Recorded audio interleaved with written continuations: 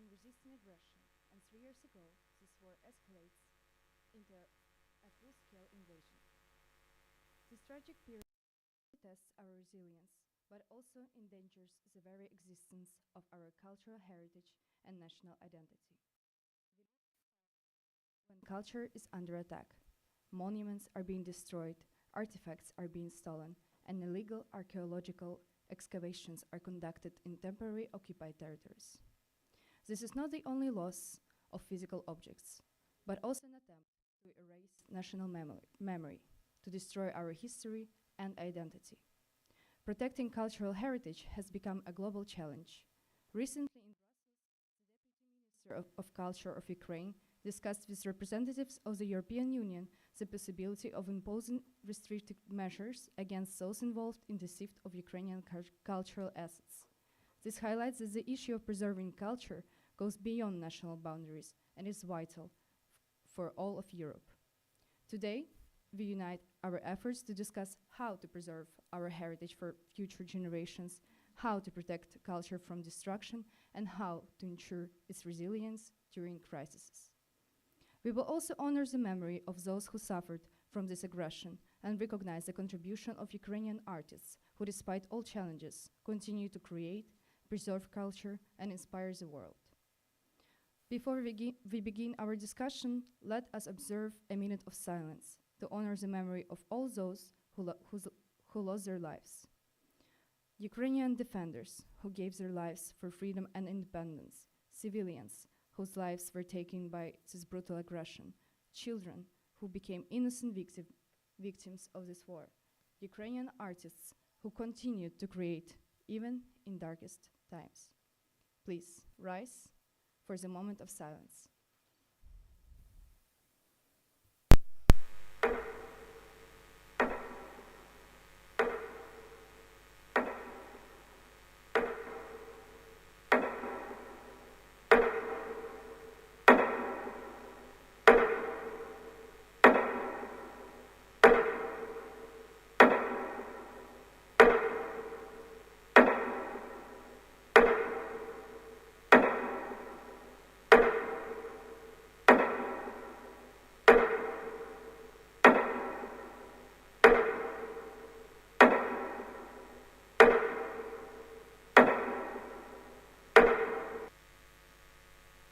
Thank you. Please be seated.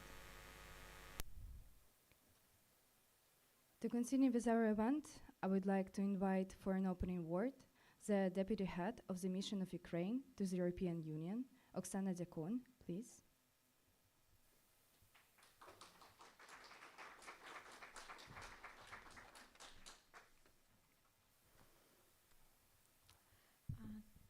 Dear guests, dear participants, thank you all for being here this afternoon with us, with Ukrainians who are in this room as well. And I would like to start by thanking to the Ukrainian Voices Territory of Participation and Mriya Film Festival for organizing today's very important event about the role of Ukrainian culture in times of war and why it is important to protect Ukrainian cultural heritage. Next Monday will mark the third anniversary of Ukraine's resistance and courage in the face of one of the most brutal invasions in modern history. It was said here today that Russia's war against Ukraine is not just a military aggression. It is an attack on our history, on our culture, and on our identity. Russia seeks to destroy not only our future as a democratic European state, it also, to justify its unjustified war, Russia tries to erase and rewrite Ukraine's past. And Russian deliberate attacks against Ukrainian cultural heritage should be seen in light of this sinister tactic. I would like to give you an idea about the scale of destruction by bringing some numbers. In total, about 7 million cultural goods were lost since the beginning of full-scale invasion. 1.7 million of them are in the temporary occupied territories. Russia damaged or destroyed more than 2,000 Ukraine's objects of cultural infrastructure, including almost 800 libraries, 120 museums and galleries, almost 40 theaters, cinemas, and philharmonics, as well as more than 1,300 objects of cultural heritage of Ukraine. Most famous Ukrainian heritage sites destroyed by Russia: Mariupol Drama Theater, Grigory Skovoroda Museum, historic centers of Kharkiv, Kherson, and Odessa. There are numerous facts of illegal excavations, so-called restoration works, and simple removal, looting of cultural property of Ukrainian cultural institutions in the temporarily occupied territories. And the most terrible dimension of the war is irreparable loss of human lives. About 150 artists and cultural workers have been killed by the aggressors in the beginning of full-scale invasion. Like poet Maxim Krivtsov, who was killed about a year ago in the front line in Kharkiv region. Like children book writer Volodymyr Vakulenko, who was found buried in a mass grave in Izium after the city was liberated from Russian troops in the autumn of 2022.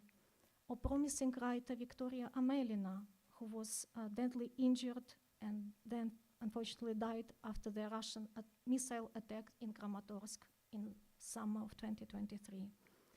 The loss of such talented peoples means unwritten books, undone paintings, and unproduced films, and it's a huge loss for the future generations of Ukrainians.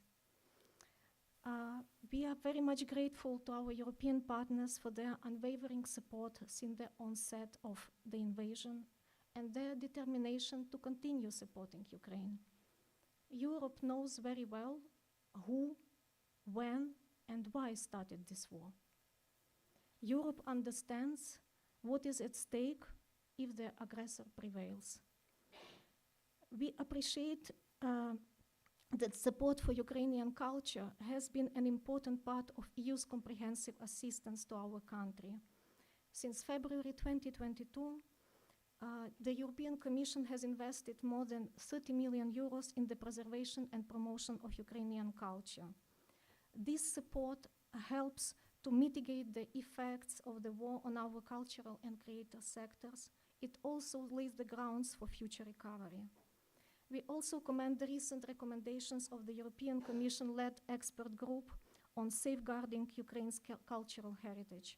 And I am happy that one of the representatives of this expert group, Katerina Goncharova, will be addressing our conference today. I would like also to mention as an important signing in December last year of the amended agreement on Creative Europe, which allows Ukraine's full participation in all strands of this program, including media, which will help to boost cooperation in the audiovisual and cinema industry with between Ukraine and the EU. And another important step in the EU's support for Ukraine is the special €5 million call, which was launched under Creative Europe Annual Work Program 2025. It is also important that with European assistance, we are able to document destruction and crimes against our cultural heritage. All these evidences that we are collecting will be used as a basis for future lawsuits to bring the aggressor to justice. We are also currently working with the EU to impose sanctions against those responsible for destruction and unlawful expropriation of Ukrainian culture heritage, as well as against Russian propagandists who are justifying the Russian invasion. Today, I would like to express our deepest gratitude to our international allies who have stood with us, providing weapons, financial, and humanitarian assistance. Their support is not just for Ukraine, it is a stand for democracy, for justice, and for the world where aggression can now go unpunished. Nobody wants peace more than Ukraine, but it should be a just and lasting peace, not a quick fix on aggressors' terms. We believe that peace through strength approach is the only viable foundation to achieve a peace that would be in Ukraine's and also Europe's interest. Efficient and strong security guarantees and maximum support for Ukraine, combined with maximum pressure on Russia on all fronts, are essential elements of this approach. And we are happy that EU fully shares this vision. In the last days, we have seen intensified discussions about new initiative to enhance military support to Ukraine.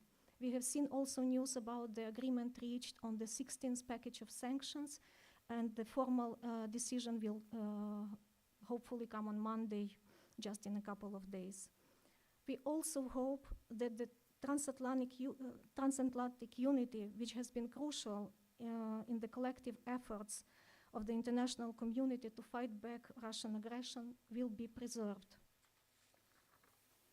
Whatever happens in the next weeks or months, Ukrainian people will not surrender. That is very clear for us. Over the last 3 years, Ukraine has proven that the destiny and the freedom of our country is decided in Ukraine and by Ukrainians. Ukrainian people will not accept a deal negotiated without Ukraine at the cost of our sovereignty and territorial integrity. Today, more than ever, it is clear that just and lasting peace for Ukraine means also just and lasting peace for Europe. We are confident that we can achieve this together with all Europeans if we remain united, firm, and determined to act. Slava Ukraini! Glory to Europe!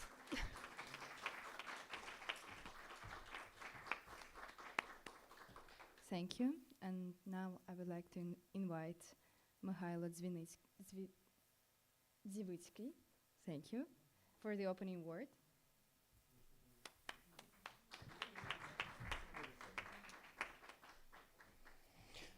Bonjour à toutes et à tous. Merci pour votre participation aujourd'hui. Vraiment, la question de culture est très fragile et très forte pour chaque nationalité, chaque pays. Parce que sans culture, on n'a pas le futur. Et c'est vrai. Maintenant, quand il y a la guerre entre la Russie et l'Ukraine, on doit bien garder, avoir grand front pour notre culture et montrer notre culture, pas que pour les autres pays, mais aussi pour nos enfants. Parce que nos enfants, c'est notre futur. Comme ça, on pourra rester les Ukrainiens, être forts. C'est compliqué et difficile dans les moments comme ça, penser aussi par rapport de culture, parce qu'on comprend bien qu'il y a la guerre, il y a des morts, on doit être utile pour nos soldats, mais aussi notre culture, c'est nous qui pouvons faire ici, en Europe, en Amérique, au Canada. Nous, on peut garder et donner notre force pour tout ça. Je veux dire grand merci aussi pour nos partenaires, c'est Bruxelles Capitale et aussi UNHCR qui nous aident à aider les Ukrainiens et garder notre culture ici. Slava Ukraini!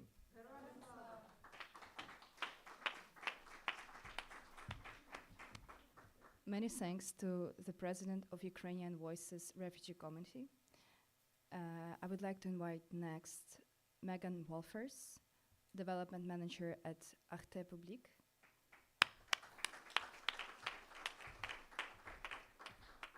Hi, I want to thank you first for the invitation and for Ukrainian Voices and the Mriya Festival to organize this event. At Art and Public, we think that culture is the core of society, and the past few months we've seen a rise in the demand of Ukrainian artists, displaced artists here in Belgium, and I tried to to bring projects with Ukrainian Voices and with institutions in Ukraine. We think that Ukrainian artists need to be seen and heard in Belgium. And yeah, I hope it's gonna happen. And yeah, that's all for me. Really, thank you. Thank you to bring this topic here today. And yeah, thank you.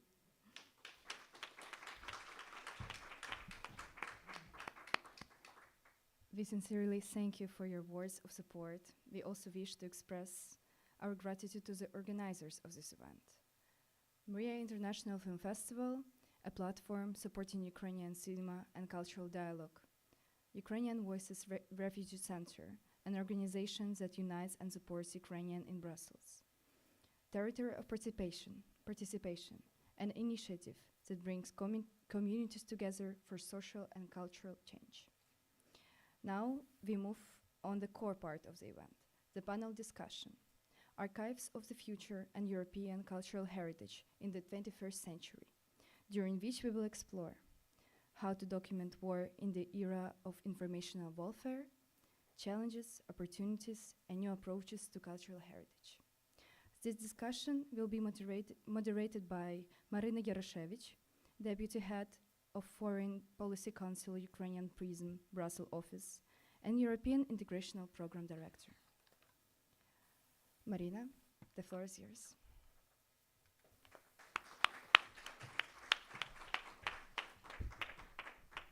Thank you very much, Dora. Thanks everybody who was already mentioned before.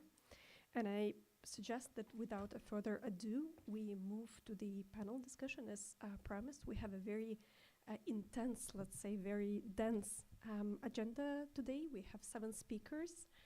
3 of them are joining us online from Ukraine, and 4 others are going to be invited shortly to the stage to join me here and speak to you, the audience here in Brussels. But also, I would like to mention that we have our online audience, and we do hope that technical issues will not be a problem today. So after the presentation of panelists, we're gonna go directly into the discussion, which I would really want to have as much interactive as it may be.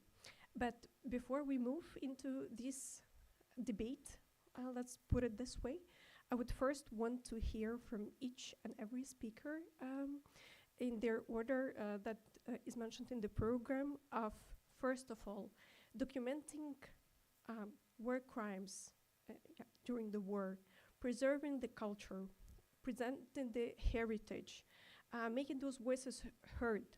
What does it mean? So the question to each of the speakers is, what exactly is that you do?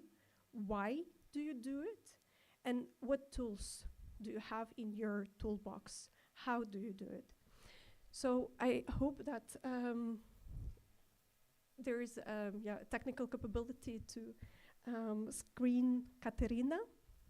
Katerina is our first speaker. Hello. Yes, she is Country Director for Ukraine at World Monuments Fund, member of the European Commission-led expert group on safeguarding of cultural heritage of Ukraine. Katerina, can you hear us? Hello. Yeah, we can hear you. Hello. Yes, and now we see you. Is there a possibility? Hello, I can hear you perfectly. Let me share my presentation. Now we see you and we hear you, and I hope that shortly we will also see your screen, what you are sharing. Okay, just a second. Some technical issues.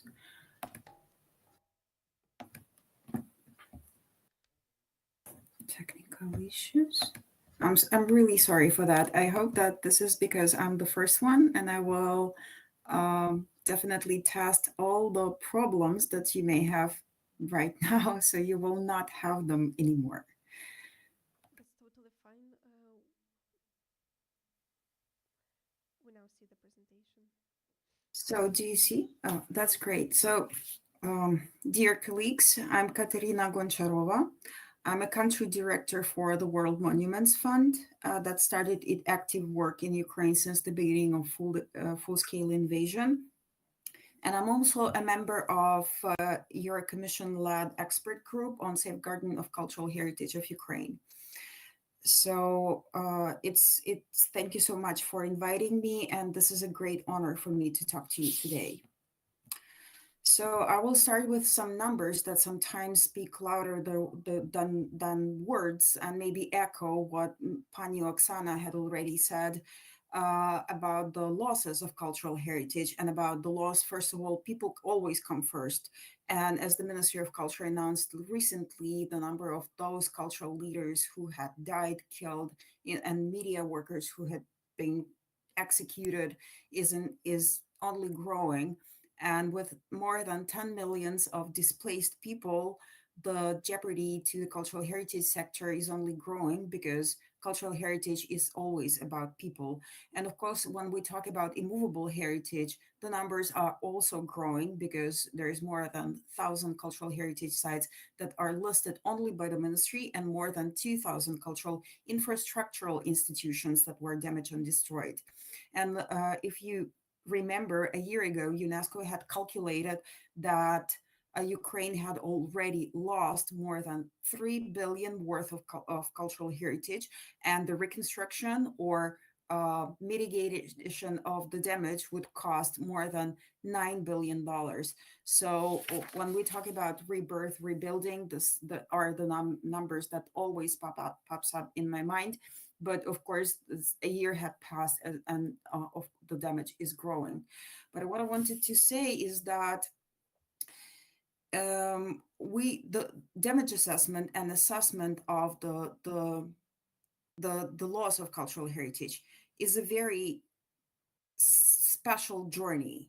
In October of 2024, the Council of Europe is in response to systematic attacks by the Russian Federation on Ukrainian nation, adopted a declaration that stands the targeting and looting of cultural sites appeared to reflect a systematic policy aimed to erase Ukraine's historical and cultural identity, consistent with genocidal intent.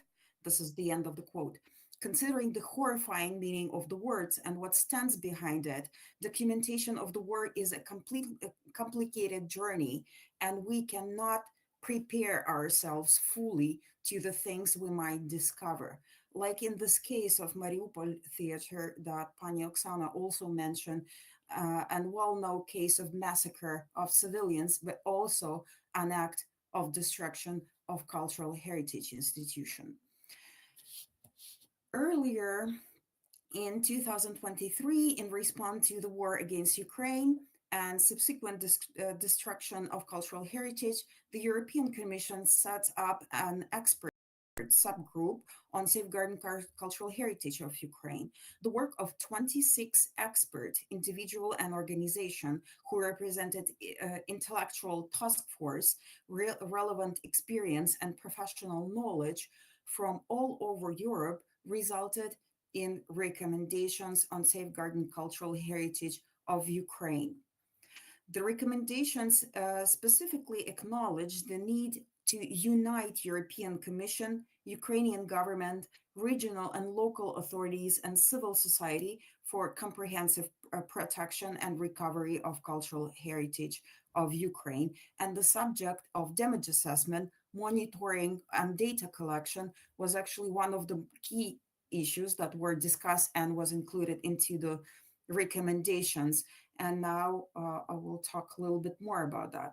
Katerina, sorry, if I may Today, I would like. if I may interrupt you for just a second. On the screen, we still see your first slide and not even totally. So if during your speech you're also changing the slides, we till this Yes, of moment we didn't course. yeah till this moment we didn't see that.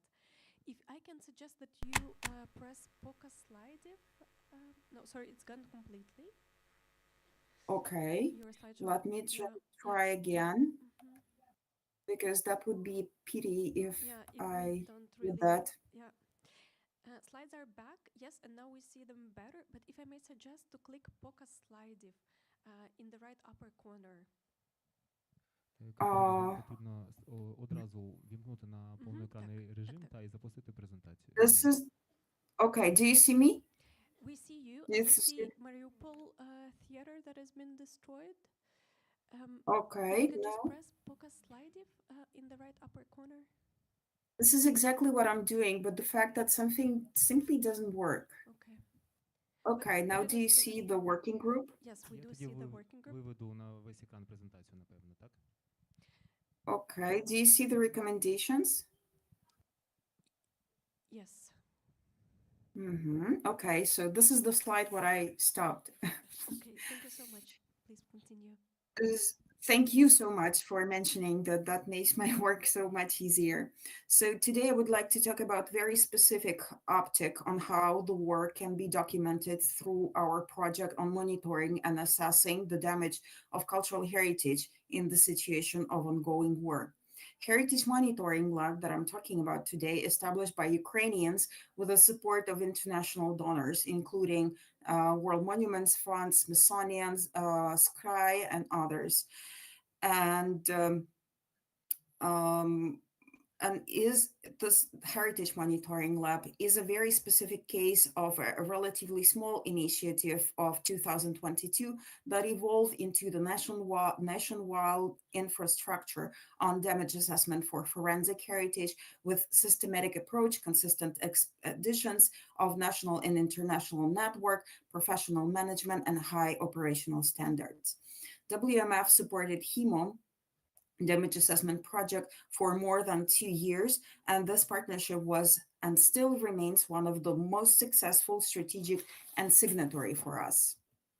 So one of the aspects of uniqueness of this project lies in its connection with on-site activities and expertise on the ground, and it is essential to provide relevant and safe conditions to the expeditions on the ground to operate in rather challenging and dynamic circumstances, frequent changes of security issues and things like this. So this project represents main four trends. One is distant monitoring of losses, its expeditions on the ground to verify data, its data management based on GIS and very complicated database analysis, and also a dissemination of the knowledge collected.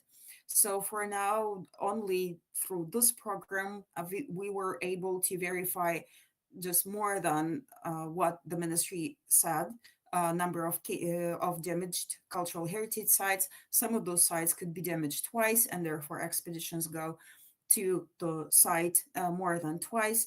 And so this is how the heat wave as a result of this complicated and complex work looks like, that reflects the amount of damage to cultural heritage sites and cultural heritage infrastructure.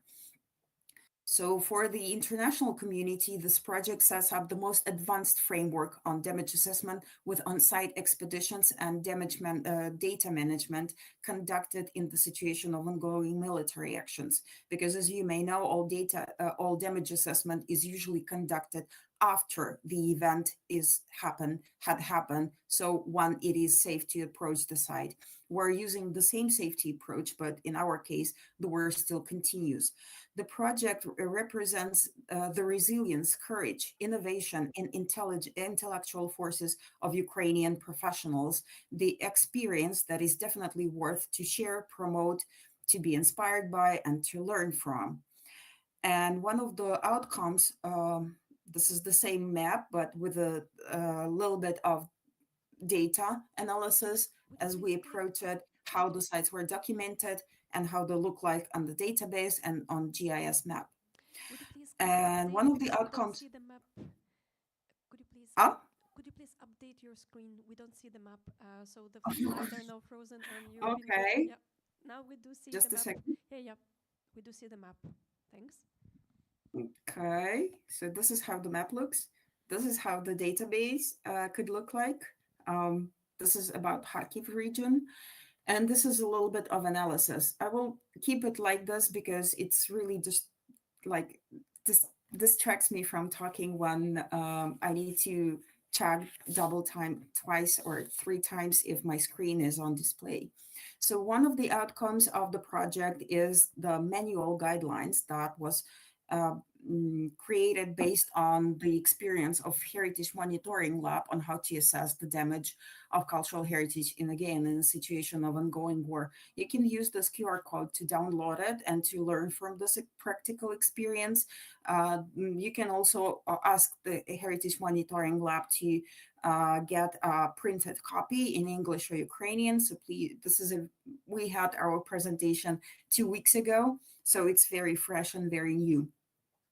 So there were also a lot of outcomes and results of this damage assessment project that we did not expect to happen. One of them is creation of an app for the military, Delta, that allows them to foresee cultural heritage site and not to include those sites into any planning and strategies and programs that they could like to have on certain areas. As you may know, the Hague Convention doesn't allow cultural heritage to be destructed or destroyed during military actions unless it's an ultimate necessity.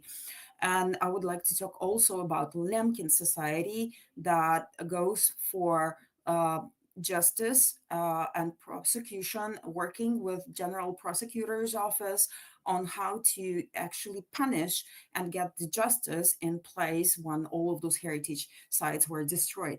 And I'm also talking about the Institute of Archaeology, because a lot of archaeologists are serving at the military, so they're able to document the damage to archaeological sites in case of earthwork. As you may know, the war is always about earthwork. It's about building trenches and other underground structures, including those that are on the heritage sites.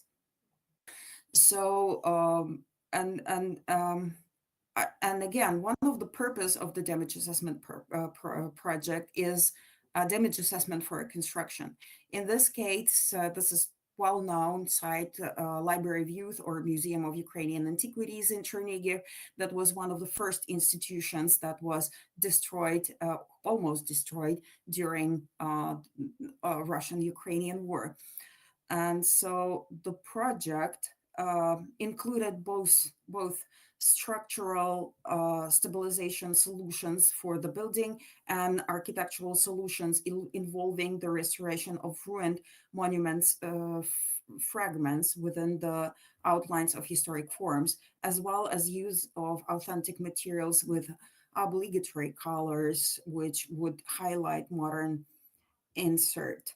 So one of the project in Chernihiv represents the first case of comprehensive urgent stabilization of a historic building damaged by military actions in Ukraine, serving as a precedent of professional and thorough preservation of historic sites, with a commemoration of the recent destruction in Ukraine. The project was the first one of its kind in Ukraine, and therefore attracted widespread attention from a variety of stakeholders, local, national, and international level. And basically, this project laid a foundation to other projects of WMF, like the Teacher's House, Hanenko Museum, Okhtirka Local History Museum, number of projects in Odessa, Kharkiv, and Sumy, and other areas of Ukraine, but all of them were wounded by this war. So in this case, we absolutely realized that we need to keep the scar on the body of the building for no one to forget that for now is an ultimate part of this building's life. And all those expeditions for damage assessment led us to understand that there's a lot of heritage that we may not know in Ukraine, especially on the south and east of Ukraine, because of Russian propaganda or Soviet propaganda. We also always comprehended south and east of Ukraine and something pro-Soviet, pro-Bolshevik, and pro-industrial, but there's a lot of international heritage that still needs to be discovered, still needs to be preserved. And I believe this is a common goal for all European countries, including Ukraine. So in the end, I would like to thank you for having me and give the floor to the next speaker. Thank you. Katerina, I hope you could hear that applause. That was loud and clear, at least here in the audience. And I mean, at least fortunately, we could hear you well. some presentation we couldn't see, but if we could kindly ask you to probably share it, or at least to show a QR code that you were showing on one of your slides at a later stage or leisure, we would be very thankful for if that could happen. And thanks, Katarina, again for showcasing us what, let's say, what it is to be on the front lines of the cultural work side when the culture is attacked, when the heritage is destroyed, what it is to be the first responder, and what it is to be the one who, well, you, and you speak on behalf of the European-led Commission, what it is to be the responders and those who take the action, take the responsibility for assessing the damage and then doing what is necessary to actually rebuttal this situation. We, as announced, will now move to the next speaker, but we hope that you can stay with us until the end to take the questions from the audience, both here live in Brussels and online. So we hope to hear you again soon. And we move to the next speaker, who is also online, and that is Alina Kresnyanska, as executive producer of the Culture versus War documentary project. Alina, we can see you, and we're looking forward to hearing your presentation. Hi. First, we will show the trailer. I guess you prepared it to show, and then I will speak. Thank you.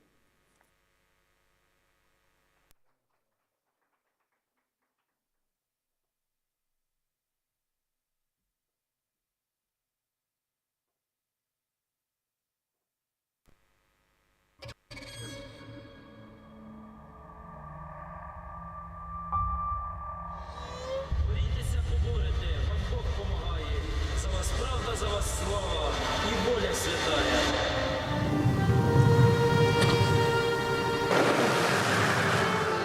Ну дай же нам пожити самостійно. Ми 70 років жили у такій кабалі, де нам казали, що Бога нема. Очі країни після 24 лютого – це очі людини, яка швидко і сильно подорослішала, якій довелося бачити те, чого б вона, мабуть, і не хотіла би бачити. Чесно кажучи, хотілося не вмерти, щоб тобі встрелили в потилицю кулю. Мені хотілося вмерти з зброєю в руках, щоб це було по-лицарськи. Всіх у нас громадянські професії. Склалася ситуація в країні, що нам прийшлося стати солдатами. У нас є, крім автомата, є ще камера. І ми можемо те зробити, що цю історію і цю війну запам'ятають. Приклад того, що антитіла залишили там інструменти, мікрофони і пішли воювати, це логічне рішення. Для дуже багатьох українців стало шоком, стало цілковитою несподіванкою те, якою є Росія насправді. Тому що людей в Бучі, в Гостомелі, Ірпені гвалтували, катували і грабували не Путін Шойгу, це робили молоді російські хлопці. Осталось щось від квартири? Нічого практично. Тут в житті, на відміну від знімального майданчику, не буде можливості перезняти дубль. Надто страшно те, що ти бачиш. Якби в мене була можливість ніколи не зробити цих знімків, я би не роздумуючи погодилась. Якби мені сказали, що мене ніколи не опублікує New York Times, я б з радістю погодилась. Просто краще нічого цього не було, ніяких медіа і ніякої війни. Мистецтво – це зброя, і культура – це велика політика. Безперечно, те, що між нами відбувається, це війна культур, це війна цінностей, це війна принципів. Людина є результатом культури в самому широкому сенсі, того культурного ландшафту, того культурного оточення, в якої вона народжується, зростає, виховується. Ми маємо вистояти в цій боротьбі для того, щоб реалізувати той Божий задум, бути вільними, щоб творити.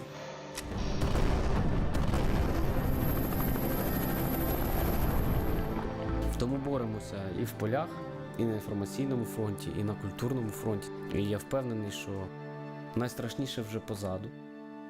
І ми приречені просто на перемогу.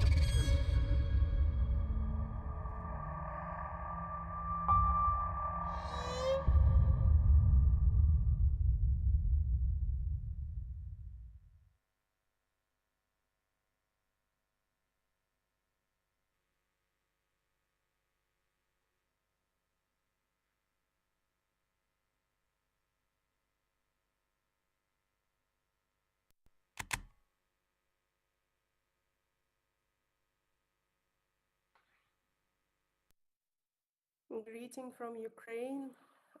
I would love everyone to see these shots in a way better quality. I hope it will be possible. I will share the links, possibly if someone wants to see the documentaries themselves. It is possible they are online. Do you hear me well? Yeah? We do. And we see you now on a large screen. So it gives us virtually possibility to have you in presence.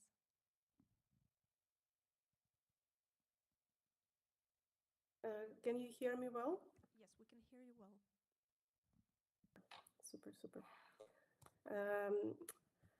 So I'm Alina Krasnyanskaya. I'm an executive producer of the Culture versus War documentary project, which was created by the association Watch Ukrainian. We started to shoot it in spring of 2022 to save the historical moments, to document the war crimes of the Russian army on the territory of independent Ukraine. One of our goals was to communicate our reality, the tragedy of this war, and meanwhile, strong values of the Ukrainian creators and people who sacrificed their successful careers to defend our motherland and the future of our kids. Our project consists of 6 shorts and 1 feature documentary, war documentary photo exhibitions of Sergei Mikhalchuk, Konstantin and Vlada Liberov, and art book, the international distribution and discussions all around the world. Project's headliner of the International Film Festival distribution is a documentary Liberov. It received around 60 awards and nominations. This is one of the ways how we talk to the international community, delivering our stories. About the role of the creative projects in documenting the war and its impact on the society, having the communication as a goal, we are looking for the best ways to get heard and seen. News content from Ukraine is getting replaced by another content from the hotspots of the world. Meanwhile, the situation in Ukraine is becoming even more critical. When I travel for the international film festivals with one of our documentaries, I talk to the international journalists and creators, trying to get their opinion on what is the best actual language to deliver our war stories, to share our reality.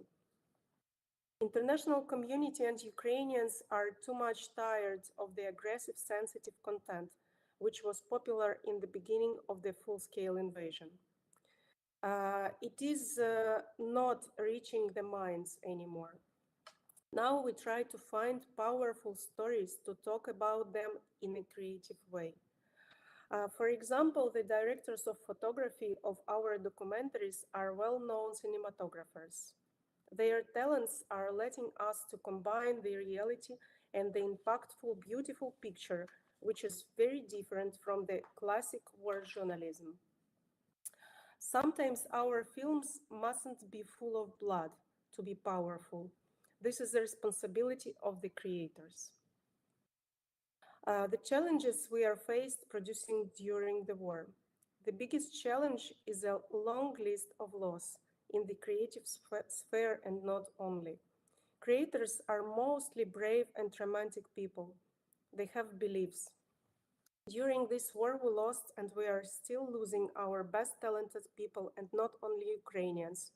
This is the high price we pay for our common democracy and future. And in our project, we also lost one of our crew members last year when I came with a film, one of the films of our project to the European Parliament to Brussels. That day we received just before my speech, I received the news that one of us died on the battlefield. So we can feel it and face it personally, and it is a huge, huge, huge pain. How international community can support Ukrainian creators and projects. Biggest help is not stopping to remember about us, to realize that we are a nation with our culture, identity, families, plans for future. Talking about practical things, I would mark that for us, as for Ukrainian creators, would be very helpful if the international news platforms as Associated Press, Reuters, and others reduce the price for the content shot in Ukraine during the war for the Ukrainian crews. As for now, it's almost unaffordable, while it's a part of the crucial communication, which can save our lives. Please remember that Ukrainians are brave. We are fighting for freedom, for the democratic values, for a future, and not only for Ukrainian, for our common future. For that, we need help. Thank you, and glory to Ukraine.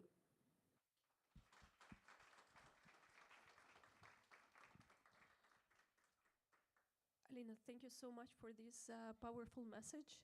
And I think the panelists that are going to join me shortly would really want to establish the contact with Alina if you haven't had before, and to make this connection and to make her plea a reality here, to help Ukraine spread its message, deliver its word, and change the minds and hearts of Europeans on this matter.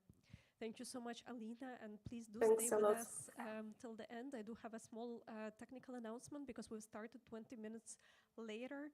We are gonna go until 4:20, so I hope everybody can stay until the end.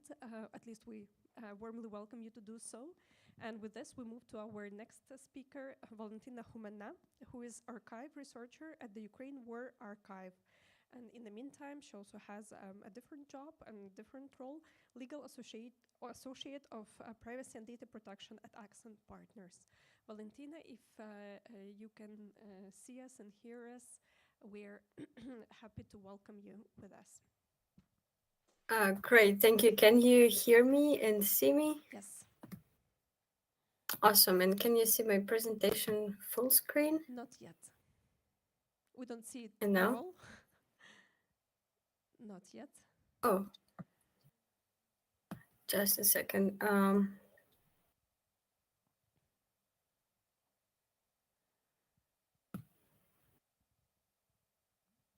so sorry about that. Totally fine. We're with you. Good. I've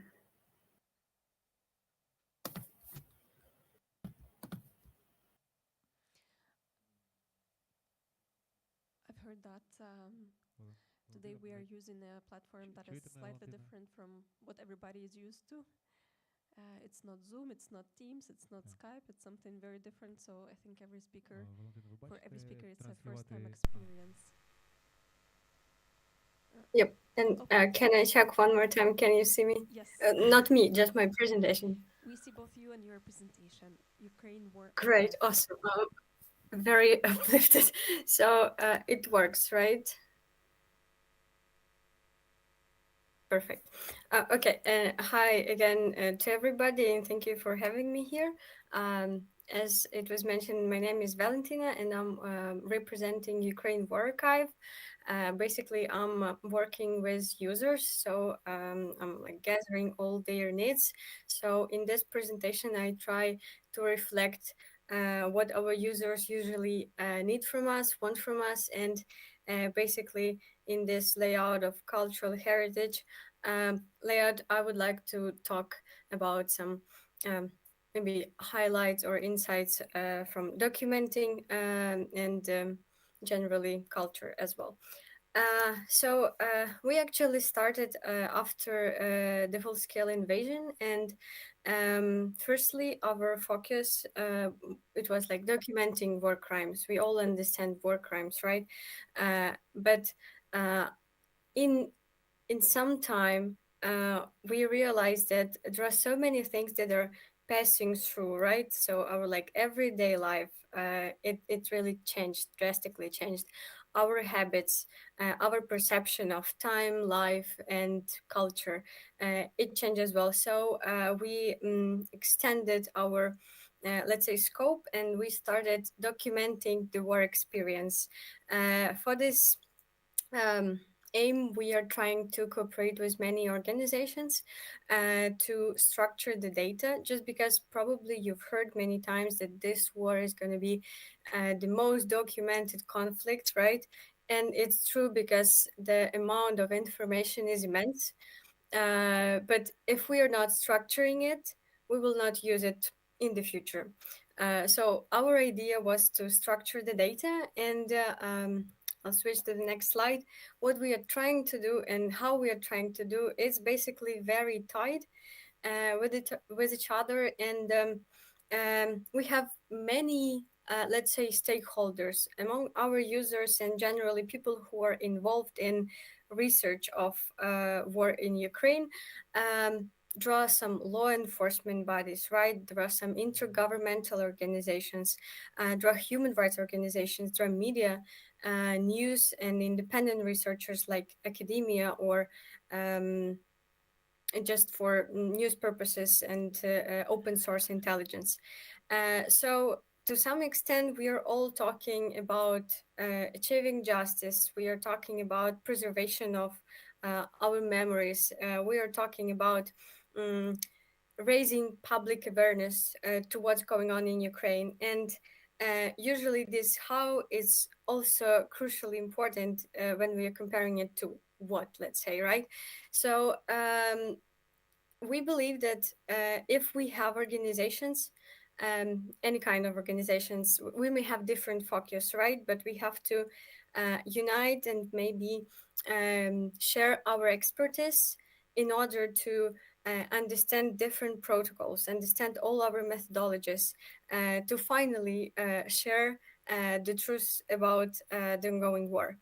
And I would like to say that basically cultural heritage and culture as it is, it's rather about living the war experience, right, rather than war crimes. It's very sophisticated process to bring to the legal liability some Russian troops or Russia as a state. But what we can do is probably to pay awareness using the artist voices, because who can talk about culture better than representatives of this culture? So in Ukraine War Archive, we having interviewing unit, and we are trying to talk with many people who were involved in culture, but not only. So we are conducting deep interviews with people from the liberated territories or people who escaped from occupied territories. They are talking about definitely about, let's say, tangible assets, right? They are talking about looted museums. They are sharing stories about many stolen artifacts, but also they may share their, let's say, inner stories about local communities, about some cultural spaces that were in that particular territories and they are not there anymore. And it's very important to preserve it as well, just because if we can, let's say, count how many museums and how many churches were destroyed, it's rather complicated to count how many. Well, I'm not talking about people lives, but probably the stories that those people kept, they disappeared. So in-depth interviews, they are really helpful to keep the eye on all, let's say, human uh, stories and what they are experiencing. And from the other side, we are inviting our users and many artists to, let's say, build up a cultural traditions. And here on the screen you can see our previous audio sound film about food in Ukraine and how people were eating and sharing their, let's say, recipes, or keeping the recipes from past, from their relatives on the very beginning of full-scale invasion. It's on the right. On the left you may see the poster to this year art lab, where 10 or 15 our artists are trying to reflect on modern track of war, and they will prepare 10 artworks. So basically, when we are keeping it together, like preserving and building something new, we have the full, or at least a better understanding of what culture is. And as I slightly started before, we may have tangible assets. We can count some property, and we can understand, we can see these losses. Once we usually, unfortunately, cannot calculate all intangible assets Ukraine had, and Ukraine is having and Ukraine is losing, even in this time when I'm presenting. So I hope that I wasn't very disorganized in this presentation. Sorry for the very beginning, and that's probably it. Thank you for it.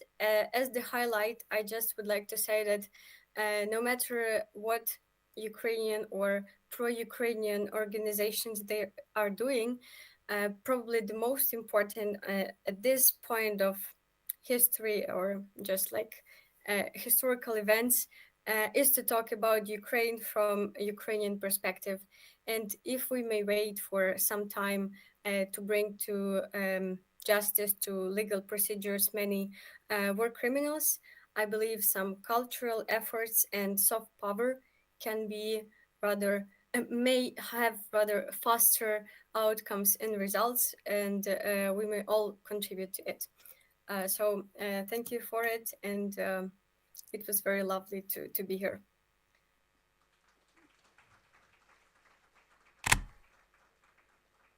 Valentina, I also hope that you've heard, our previous speakers, the applause that we gave you here. It was a very warm and welcoming.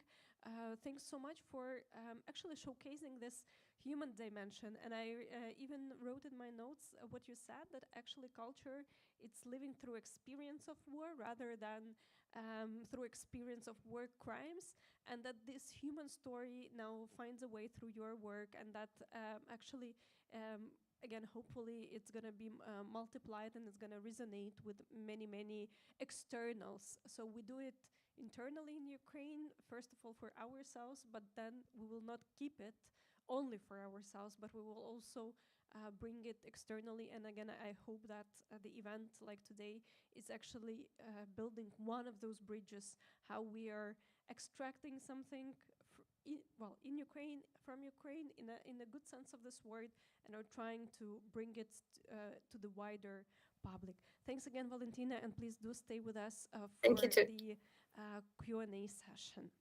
And with this, as promised, I invite 4 fellow speakers to join me here in the panel. We'll quickly take a moment to reshuffle our chairs and continue.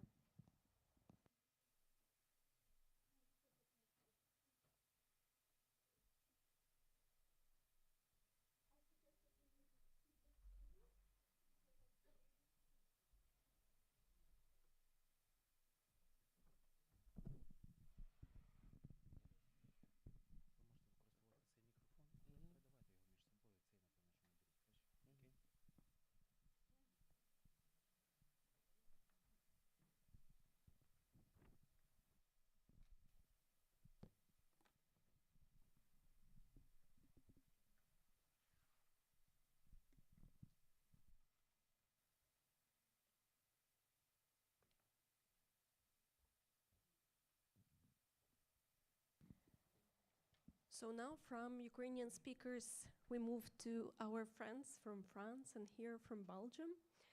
And I would first want to invite to give us a layout of what you're doing to Louis Baudamont. When we actually had a short discussion before how I should pronounce the surname, Louis told me that it can be Ukrainian adapted version is Budmo.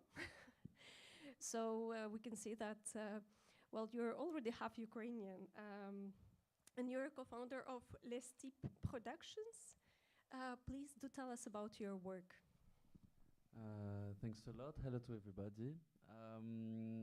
So yes, my name is Louis Baudemont, można так сказати. I'm a documentary film producer. I've been working for many years with voices from the East, and but it was not my full job.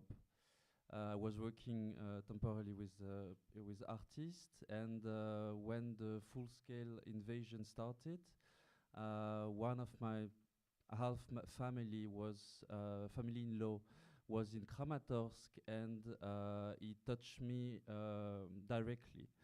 I was working with films, with artists, and I kind of stopped for a few months because I didn't realize at that time that culture was as well very important. But we at the beginning of the full-scale invasion a showcase of documentary film from Babylon 13 in Paris, and at that time I realized that the French public was only asking questions after seeing 11 films about the destruction in Ukraine, the courage of the cinema people in Ukraine. They were asking questions about Russia. They were asking questions about what is happening in Russia, what is happening for Russian artists, and so on. And at that time, I realized that there is a real lack of knowledge of Ukrainian culture, of Ukrainian cultural talents, of the diversity of the Ukrainian culture. And I realized few weeks later that, in fact, my work as a documentary producer is not only producing film, but as well working for the cultural heritage of the countries and the people I'm working with. Few months later, I started to move back and forth to Ukraine, to now relocated myself in Ukraine, and since 2023 I've started to work with 3 Ukrainian films. The one is called Queens of Joy. It will be released soon in festival and on Arte Television. It's about 3 drag queens that has been at the same time supporting the war effort. One is a soldier, and at the same time trying to work for the diversity of the Ukrainian identity and the diversity of the Ukrainian culture. Another one is about Kharkiv's photographers, and the director of this film, Denis Volonsov, now is a soldier in Kharkia, which is a brigade of the National Guard in Kharkiv. And the third film, which is about the blackout in Ukraine. I think that documentary film is very, if we can talk about tools, documentary film is a tool that encompasses a lot of things. First is it's an art product. It's an artwork. It's a voice from an artist who comes from a specific region, who has a specific life, who has specific views. But documentary film at the same time encompass other things. First, it's not a documentary film cannot be done alone. It's not a work of one artist. There is one director. There is sometimes one scenarist. There is cinema operators. There is drivers. There are documentalists, and so on and so far. Second, a documentary film is as well, as its name, is documenting life.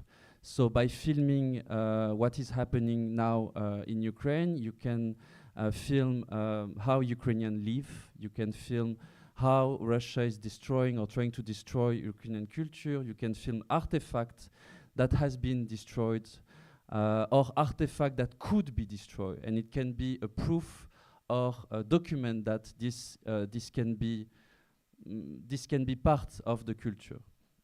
And a documentary film as well is something that can be shown very easily.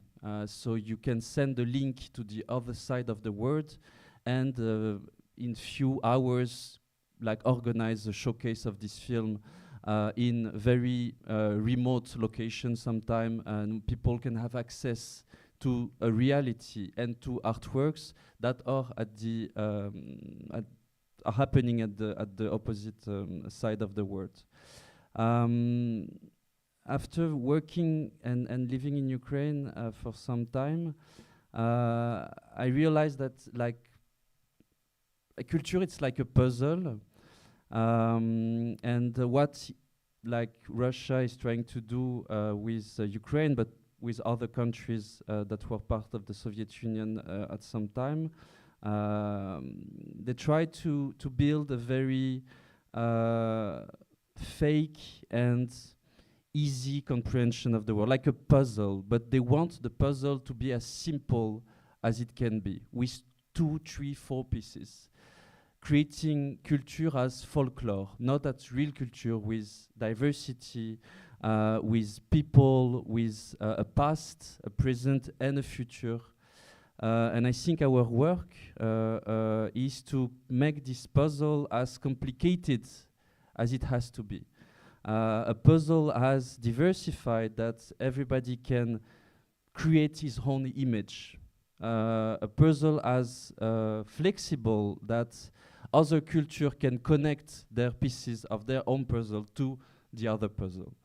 And working with documentary film made me understood that creating a film, it's as well participating to the creation of this, on a very modest way, the creation of this puzzle. I'm not Ukrainian, so I'm not a representative of this country, and I cannot speak on the name of the Ukrainian. But my work as a French producer, knowing Ukrainian language and working with people in Ukraine, is this, how do you say that, the intermediate. So I'm an intermediate, and sometimes I realize that in France, that people that cannot really understand the reality in Ukraine are not the best intermediate. If like now more than ever, because Russian culture is still very present in France, and the soft power of the Russian culture is still very spreading its roots in the French society, and I'm very pleased that since the 2014. The start of the war, we see more and more Ukrainian cultural artworks that are known as Ukrainian, that are now spread in museums, in film festivals, that there is a internationalization of the Ukrainian culture, and that thanks to that, we as foreigners can have access to the diversity of this culture and sometimes connect with our own culture. So yeah, that's all. Thank you.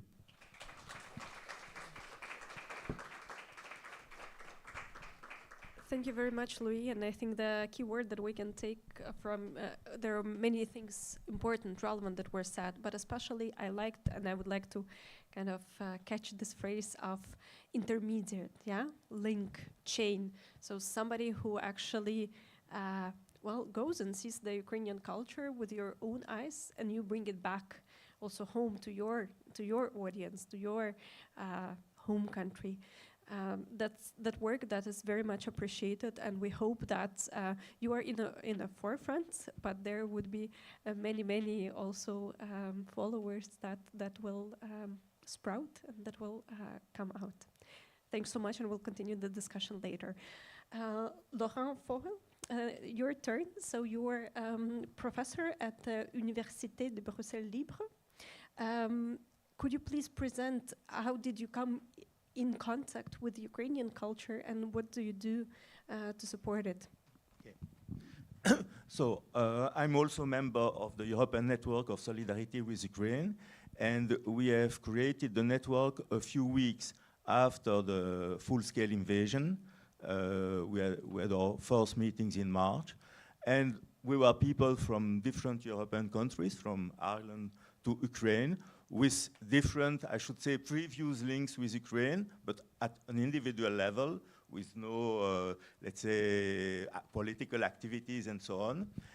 And in the first months of our work in Belgium, we got some contacts with people from the world of Ukrainian cinema.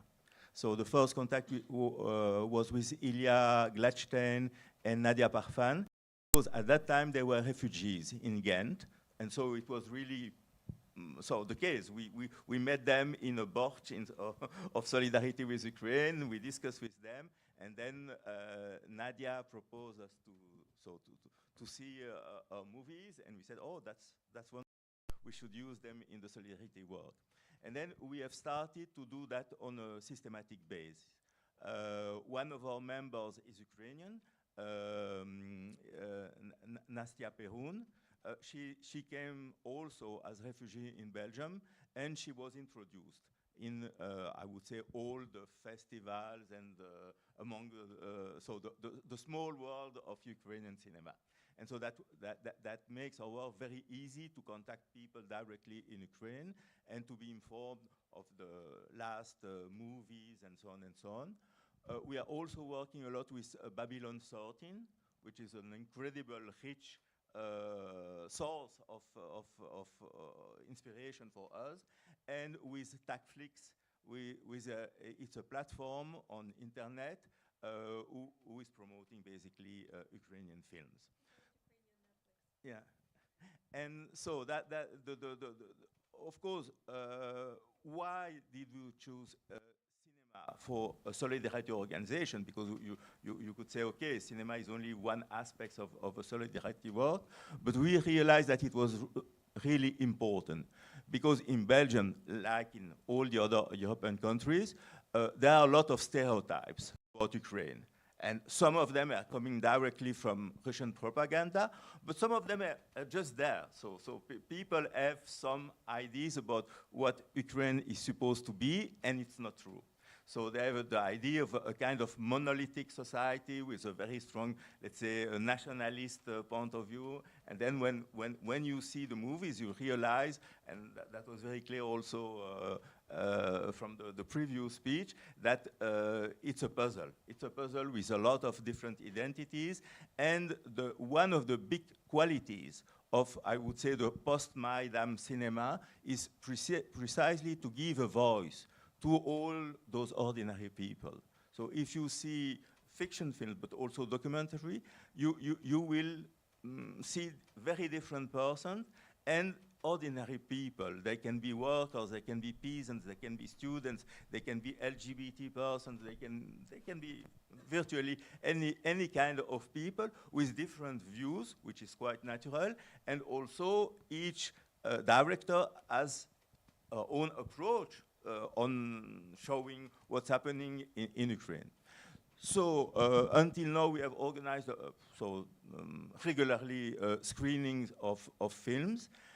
In the last 6 months, we are giving the priority for films which have been produced after the massive invasion for two reasons. The first one is to show that the Ukrainian resistance is not only the military resistance, that culture is part of the resistance of the Ukrainian people. And I believe that's very important. So, of course, a war is a war where you have military forces involved, and you can't change that. But at the same time, when there is a massive aggression from a country who wants to erase your country, that they don't want only to put the Russian flag on the different Ukrainian cities, they want to destroy the Ukrainian nation, then, of course, culture is also an important way to resist to that. And so another aspect is when we started building a solidarity network, of course, we didn't know for how long. So at the beginning of the war, if you were very pessimistic, you were thinking that Putin would destroy Ukraine in a few weeks. If you are very optimistic, mainly after, let's say, March, you are thinking, okay, Ukraine will impose a just solution with the respect of integrity of his territory and so on and so on. But now we have seen that the war is a long one and will probably not finish quite soon, even if Trump is thinking that everything can be solved in a few days, like if it was a market where you can buy and sell a society. And so the advantage of the cinema, I believe, is to create some intimacy between the public and, in that case, the Ukrainian people. And I'm sure that a solidarity movement is not only based on rational politics. It's also a question of feeling, of personal feelings, of being near the people you are fighting for. And so the cinema, from that point of view, is really also a rich experience for the people who are seeing the movies. And another factor which is also important is that usually when we are organizing screenings, we have a public with, let's say, half of the people are Belgian people or people living in Belgium, and half of the people are Ukrainian people. And that's also creating links and personal links between the people. So we are decided to go on. We are committed to fight for Ukraine all the time which is needed. So, and to be with you in the good days, but also in the bad days. And I hope very much in the victory of the Ukrainian resistance.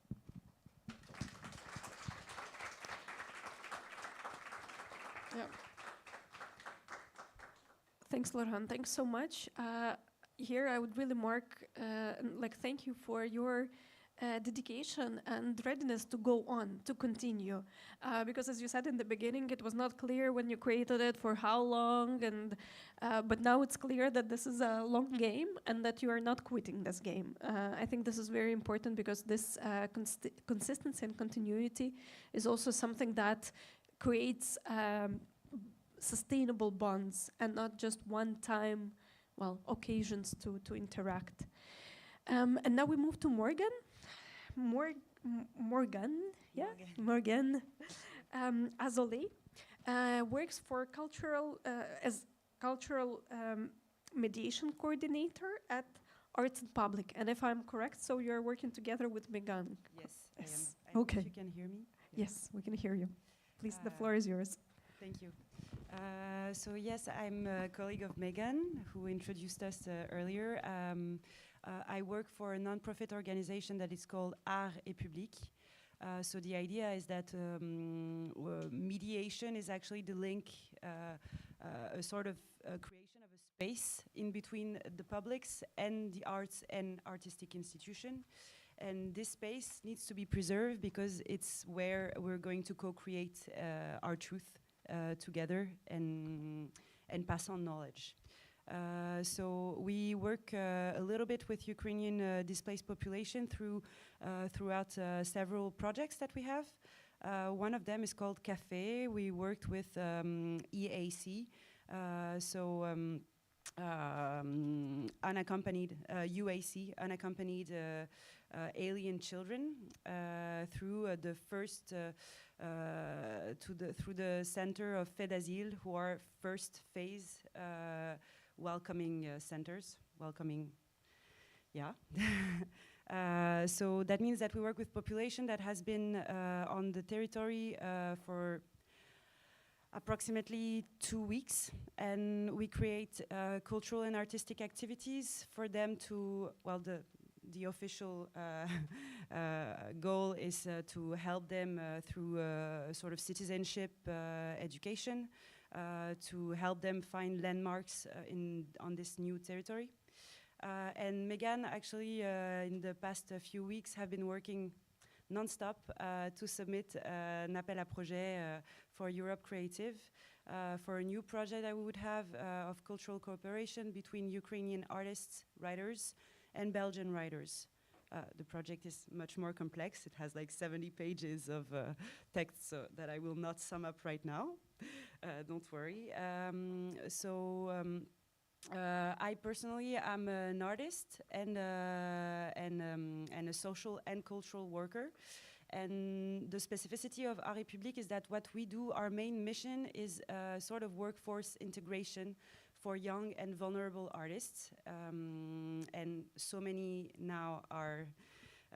of them are Ukrainians now in Belgium, and I have in the past worked with Ukrainian children.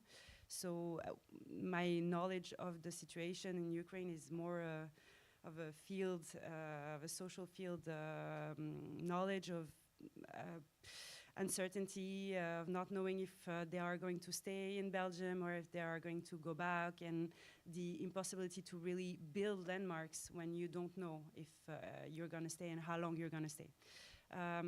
So you asked us to tell you why I'm doing this. Well, I'm doing this because I'm an artist, because I believe in giving back to the society and to helping people. And I also think that in the midst of this very dark and very bleak and uncertain time, art and culture is, of course, fighting against Russia's soft power, American soft power right now, but it's also a way of telling our enemies and the people who want to oppress us that we are still human and that we are ready to fight, and that they will not deny us our dignity. So this is why I'm doing it.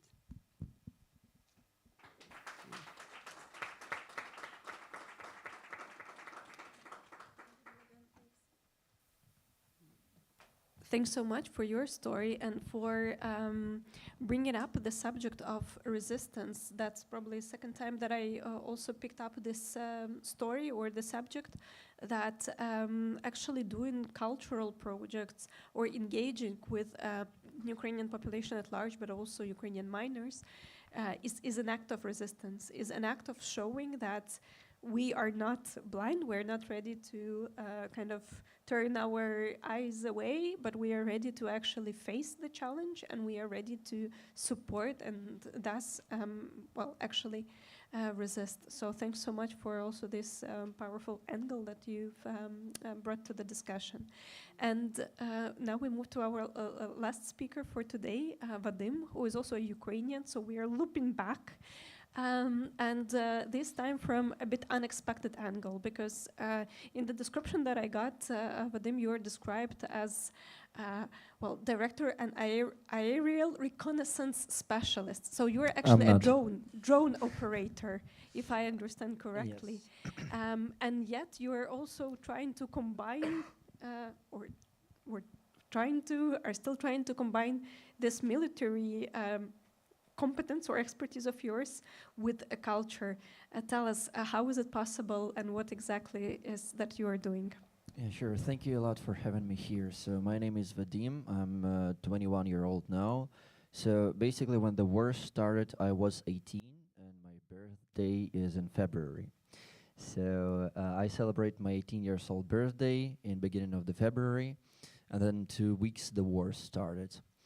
I joined the armed forces of Ukraine. I took along to get officially in the army because a lot of people didn't want me to be brought inside of the army, because some, old sad Ukrainian babushkas in draft board, they was like, oh, I have son your age, I won't let you go in the army, something like this. But still I got there.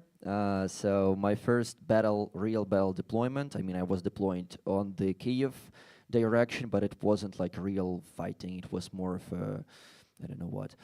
My first real battle deployment was in the city of Bakhmut, when I found myself still when I was 18 years old as in charge of mortar unit in infantry battalion. It was really interesting experience because, I just got out of my Kyiv social bubble of like artists, of like philharmony players, of like performers, actors, all this cinema all this cinema social bubble, and I went directly to like one of the hottest parts of the front line. In 18 years old, like in charge of like artillery unit, still in infantry, like a mortar unit. So it was really a hard experience, but I learned a lot from there. And the biggest thing I learned is how hard it is basically to find a common language between different groups of people. Because me and people who was there in that position with me, it's people from completely different world, even though we are from the same country. But those guys, they are like 40, 50 years old, like guys from Ukraine doing like really hard job most of their lives. And I'm like an artist. I'm like, you know, write scripts, like shoot videos, doing stuff like this. And it was basically two biggest differences, I think, that you might have find in one country, both culturally, you know, and in other ways. So I was fighting in infantry for around 3 or 4 months. Then Ukrainian volunteers got me a DJI drone, DJI Mavic 3 drone, and I learned how to fly it like myself. I had no training, and before going to Bakhmut, I had also no training. I learned how to mount a mortar. I learned how to deploy a mortar, how to set it up just by some old Soviet books, YouTube videos, and etc. And when I was trying to find some information on the mortars in a Soviet book, so basically the book was was around 100 years, old. So basically there was an instruction how to mount a mortar on the horse. I thought it was like very interesting battle tactic, you know, but yeah, still. So I learned this, then I got a drone, I learned how to fly a drone. And the first time I got my drone in the air, we destroyed Russian APC, Russian Armored Personnel Carrier. And then I realized how important is direct connection, not only in culture, not only different people gathering together, speaking, not only getting out of your social bubble, but also on in military terms, because we had not enough Starlings. We couldn't like correct artillery directly with live translation. So when I was like flying my drone, and near me was standing like the guy who was like corrects our mortar, we had like this direct connection, so we could have really quickly, rapidly adjust our mortar fire. So the procedure that might have took like 3 minutes if we was doing it on the radio took less than a minute when we was doing it directly, because I was already like given like marks like 5 meters to the left, 10 to the right, and etc. and etc. etc. So in total, so later I joined air reconnaissance unit of 93rd Mechanized Brigade, which is considered one of the like, but it's considered the main brigade that was like taking fights in the city of Bakhmut. So I joined like Brigade Air Reconnaissance Unit, and in total I spent almost a year, like 9 months in Bakhmut. Got lightly wounded a few times, and etc. etc. There was a lot of stuff going on. So later I was also deployed on Robotin direction during the counteroffensive. Also as a drone operator, I started working on a bit more hard type of drones, on night ones, bit more advanced technologies. Later I was also deployed on Robotina. Later, at the beginning of 2024, I was deployed at Avdiivka direction, where I started flying FPV kamikaze drones. So this is my experience in military terms, in terms of culture. You know, before the war, I was working as a director. I was shooting music videos. At the age of 17, like 3 months before the full-scale invasion, I directed my first big project. And for example, Eva, who is staying here, she was like part of the crew of this project, you know. So it was like 100 people there, and it was like my first big project. So I just got going in terms of like creating some music videos, some stuff, and in 2 weeks and in 2 months the war started. So this is the reality that a lot of people had to face. And also lessons learned from being both director, both an artist, and both spending more than 2 years on the front line without a lot of rotations, you know. So now, yes, I do have some of them, and I have all sorts of job, but first 2 years was harder in these terms. Basically, one day at the beginning of 2024, like less than a year ago, I was sitting on a position on robotic direction, and it was kind of hard position, hard environment. We got one guy wounded from a Russian like drop grenade. I was like packing his wounds, like getting him like first medical aid, and I got a message from the from NGO in Kiev. It's called Будуємо Україну разом. Maybe someone heard about them. It's like Build Ukraine Together. It's like a really cool NGO. And they're like, hey, do you want to come here, come over and read a lecture? Read a lecture, share your experience, and do stuff like this. I was like, yeah, sure, let's do it. So I texted my commander, like, hey, can I leave the position for like 2 days? I'll go in Kiev, read the lecture, and then I'll come back. He's like, yeah, okay, you can do it. So I packed this guy's wounds. We passed him for evacuation. And then I started like picking my stuff to like get away from the position. I went to Zaporizhia, like the closest big city. I went on the train. I was basically in this like blindage. I was sitting there and writing my lecture, like making an outline of this. And in the train to Zaporizhia, I was making a presentation for this lecture. And it was basically my first experience like having like a solo like lecture, solo like performance, if you can call it this way. And it was the evening that basically changed my life, because it was like less than 10 hours before sitting in blindage with your hands covered in blood and like having a guy like in front of you bleeding out and trying to save his life, and staying like in a nice suit, you know, in front of an audience with a microphone and sharing some experience with them. This was the moment when I realized that, you know, it's extremely important to build these bridges between military and civilians, because the society is extremely polarized. Like, it's hard not to not notice from Europe, from civilian life, but if you travel back and forth to the front line and to the civilian part of Ukraine, you will see that, and if you speak with both kind of the social groups, you'll see that it's harder and harder for people to understand each other. And it's both, and I'm talking inside of Ukraine, I'm talking about front line and like back front. If we take Europe, you know, it's even worse. Like the connection, cultural connection between people on the front line, between civilians in Ukraine, between Ukrainians in Ukraine, between Europeans in Europe are extremely broken. Like, people do not really understand each other. So I realized that except for like killing a lot of Russians, you know, my big task was you know, to try to build these cultural bridges. So in 2024, in previous years, I managed to hold more than 20 lectures for students, for engineers, for also military officers, like teaching them about stuff about drones. And my primary mission is, except for my military duties, is to find these bridges that can unite us, unite free people. Because, you know, our enemy, like Russia, North Korea, they are kind of united, you know what I mean? It's easier for them, it's less voices to hear.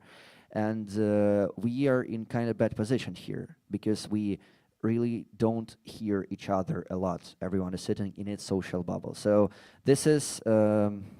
I'm having now my first vacation in Europe. It's first time me being in Europe, and I really enjoy here. And also I like trying to spend some time on events like this, on some interviews, to share this, to share my story and to share the lessons learned from Ukraine, both militarily, both culturally, because, you know, Russia won't stop. Russia can't exist without the war. And if there will be some peace talks, Russia will hit again. And there won't be like second miracle of Ukraine surviving because of Ukrainian resistance and everything. And Europe is the next. So you better get ready in both militarily, both mentally, and try to realize like what's going on the front lines in real world, in country that's struggling and gets all the experience that Europe needs so hard. Thank you. Vadima, thanks so much for also this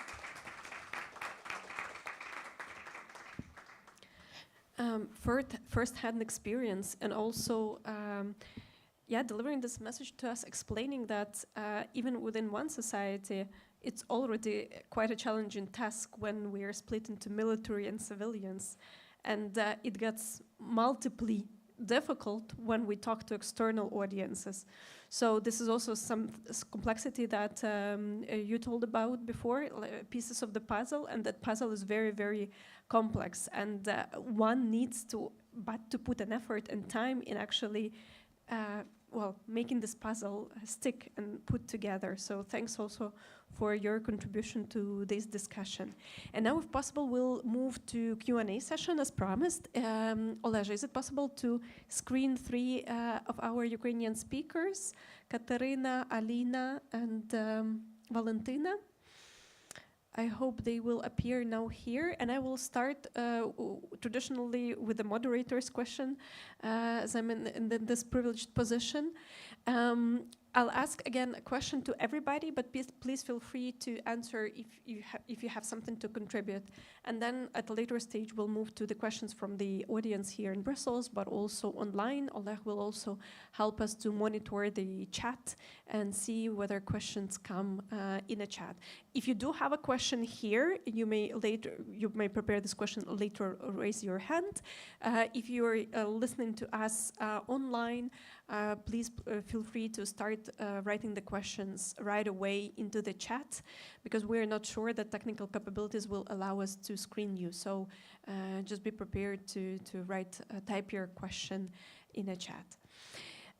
So we've heard this multiple perspectives on what you are doing and how you are doing it.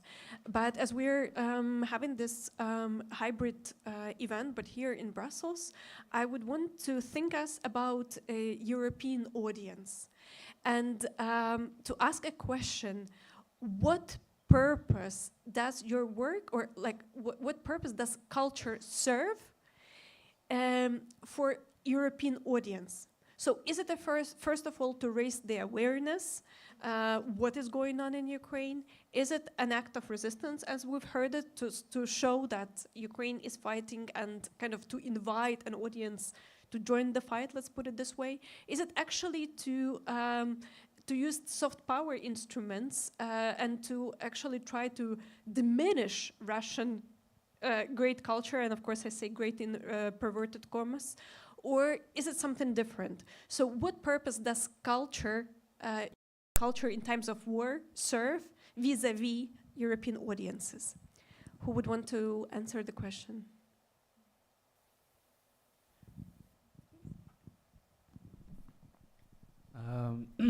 Yeah, I think it's I'm not sure that artists don't serve something, but as intermediate, we have a role. Like we can say, like we kind of have a function.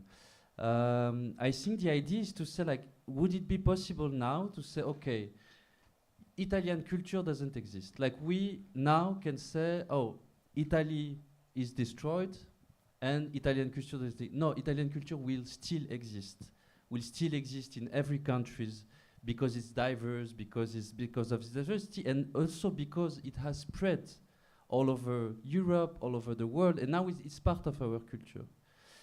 I think our role, and for the audience, for the European audience as an intermediate, is to make people to make the Ukrainian culture, or other culture, but now speaking with Ukrainian culture, a part of their life, a part of the life of the European people. Then it's not possible to forget it. It's not possible to. It's part of our exchanges, as you said. Like now, there are many ties between people, and these ties, friendship, work, and so on. It's really hard to destroy them. And at the same time, for the culture, it's needed to make these bonds, these ties, for the Ukrainian culture to never be eradicated, forgotten, or to be part of other cultures with exchanges, and at the same time French culture or Belgian culture to be part of the Ukrainian culture. Those things are like on one part and the other. Yeah, it really resonates with actually our own perception of bringing Ukrainian back to the European family. So actually reminding European society that yes, Ukrainian history, culture, traditions is part of this European family. Thanks for emphasizing it again. And I see that Alina also wanted to answer. Please do. Yes, thank you. I would like to say that culture also gives the possibility to talk in different ways. That's what I was talking about in my speech, that the documentary way of speaking, when it's something connected to the news reportage, etc., it is already like everywhere, and all people, like most parts of people, are not getting it too close to heart. And culture is completely right instrument to knock to all doors, to knock to the heart, to the brain, to the mind. For example, I have such experience when we got the Grand Prix on the festival in Dublin. I had the opportunity to talk to the audience after, and I heard interesting thought that like the creators, the producers and directors were saying that everyone, like almost everyone in Ireland is aware about Ukraine. They pretty much know about the situation. But what our film done on that festival, they said that they were completely surprised by a quality of content which we bring from Ukraine, the quality of the level of creators, and the level of this film. So they say that we have to produce more of good content in Ukraine to show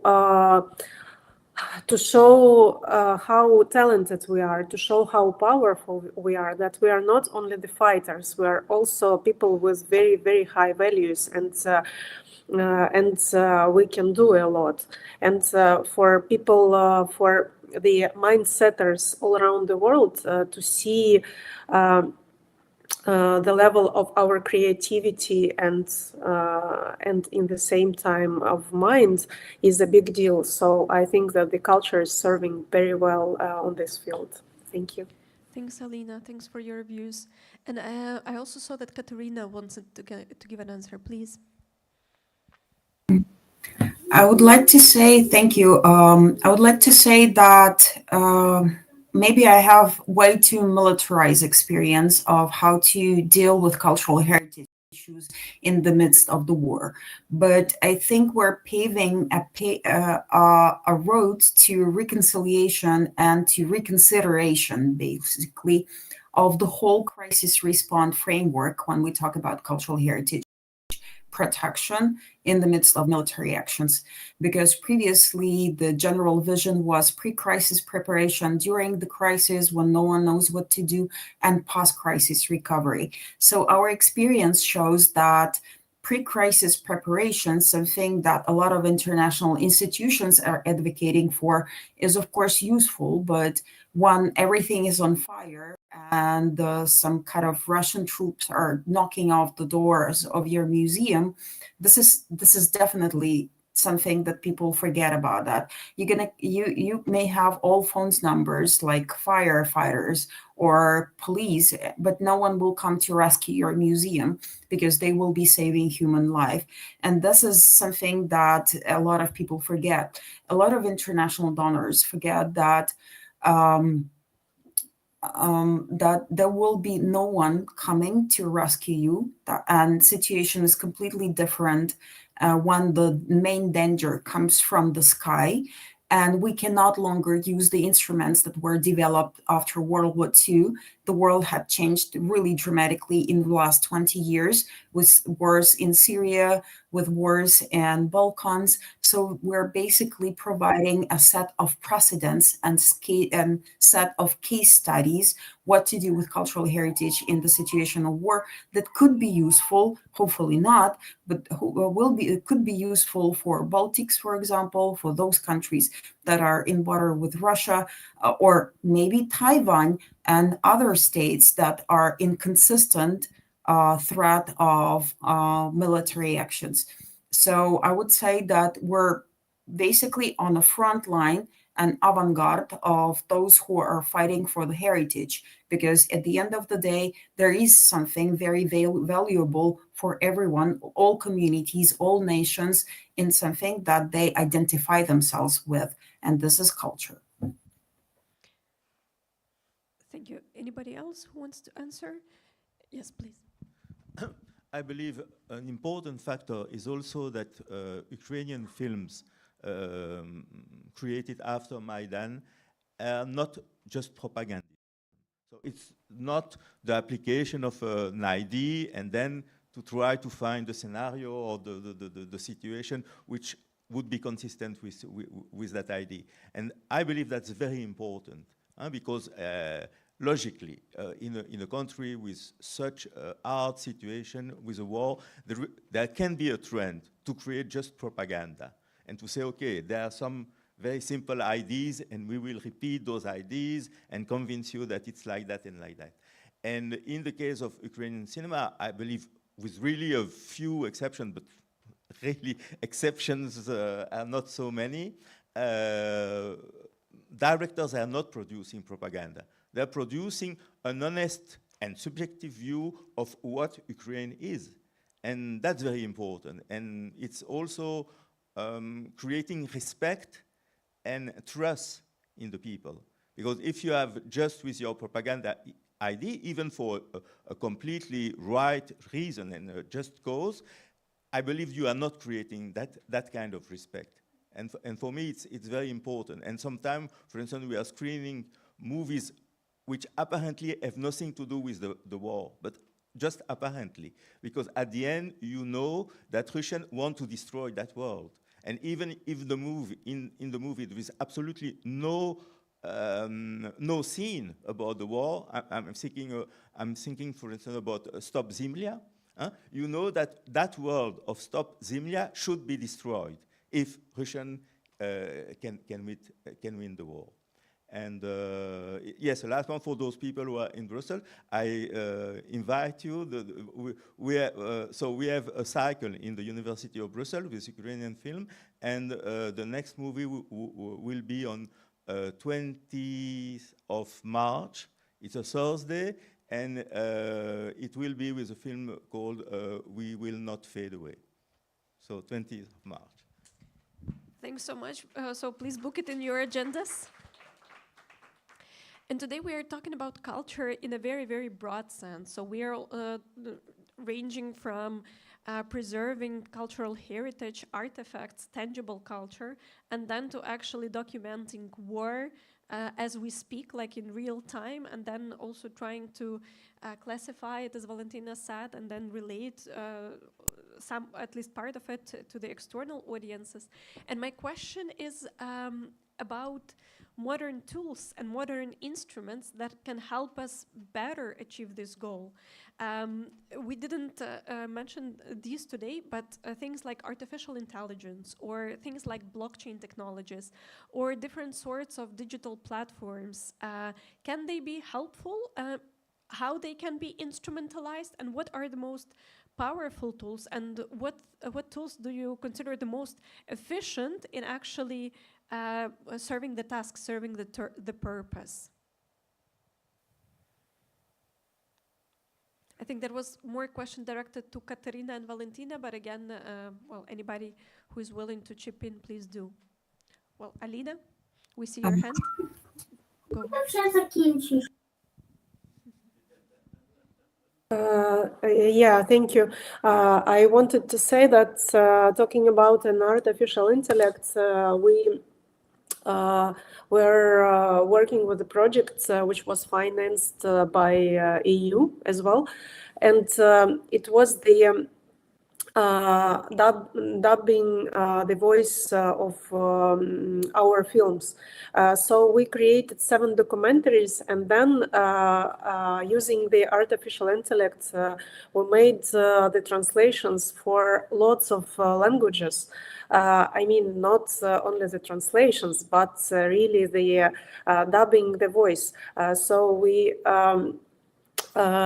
couldn't do it in another way, but with these technologies, it started to be possible to even to hear the voice of the hero, but to have it in Arabic language, in French, Spanish, etc., which is giving way more impact on the spectator when they are watching these documentaries. So that's what is talking about the technologies, and also about the ways how to influence, how to make an impact. I can say that talking about documentaries, for example, we found a way creating 7 documentaries. The hero of each documentary is a representative of a different sphere of art. So one film is about cinematographer, another one is about poet, another one is about musicians. And each film has its own language to deliver to the audience the story, the truth about this war. In this way, all of us know that all people have different perception, all people are using different senses to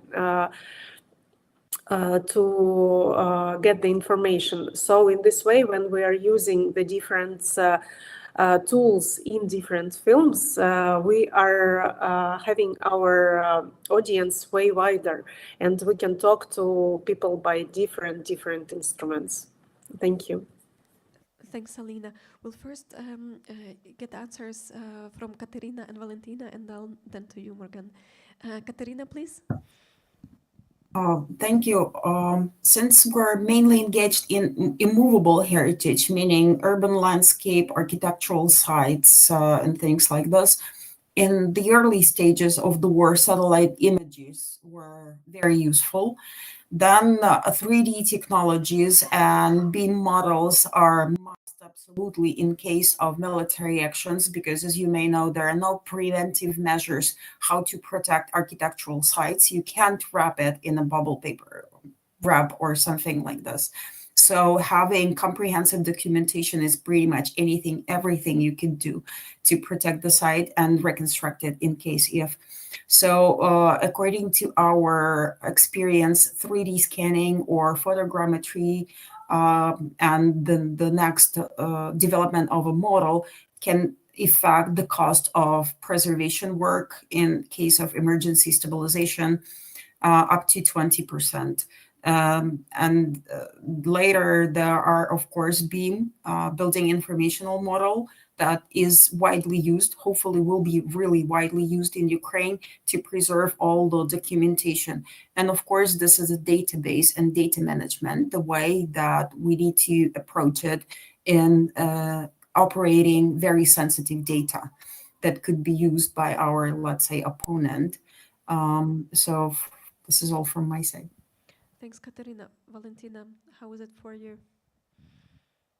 Yeah, thank you. Actually, I may talk about some technologies probably for some minutes or hours, but I'll try to be very precise. Technologies indeed has a huge influence on us right now, and especially in the war. As Katerina mentioned, database management is crucially important. How to manage it like in a modern kind of era, because it all differs, right?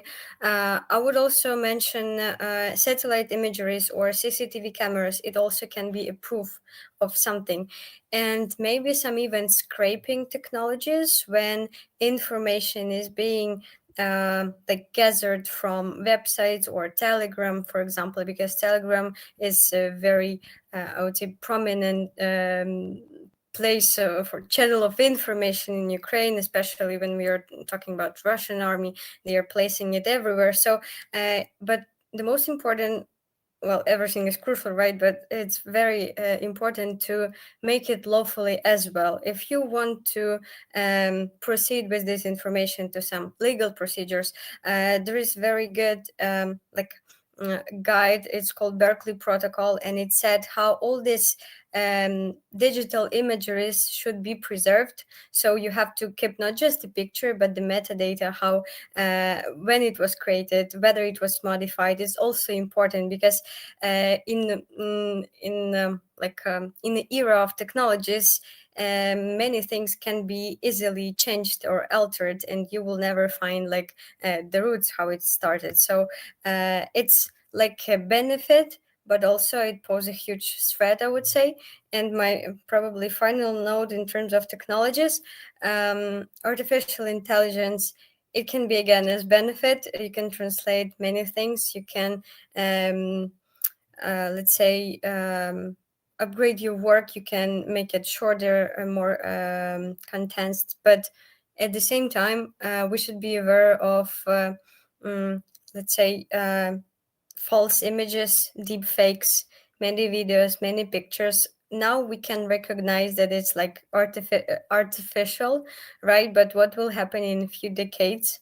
We should be very worried probably about it as well. So yeah, thank you. Thanks. We should not, of course, forget that war is war, and very often it's fought with the means that are deceptive. So actually, also like trying to document it, as you say, and to classify it like in a very precise and legal compatible manner, so that then it's traced back, I think also is a very important element of the fight, the cultural fight that we're fighting as well. Morgan, you wanted to say something? Can you hear me? Yeah.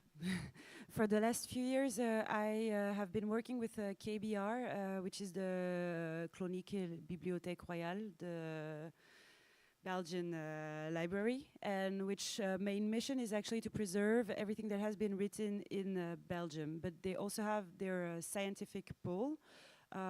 Also have a few people working on a digital archive, and actually when I talked to them, they told me that there is a huge gap for the 2000, for the 2Ks years, because we didn't think of archiving all those resources.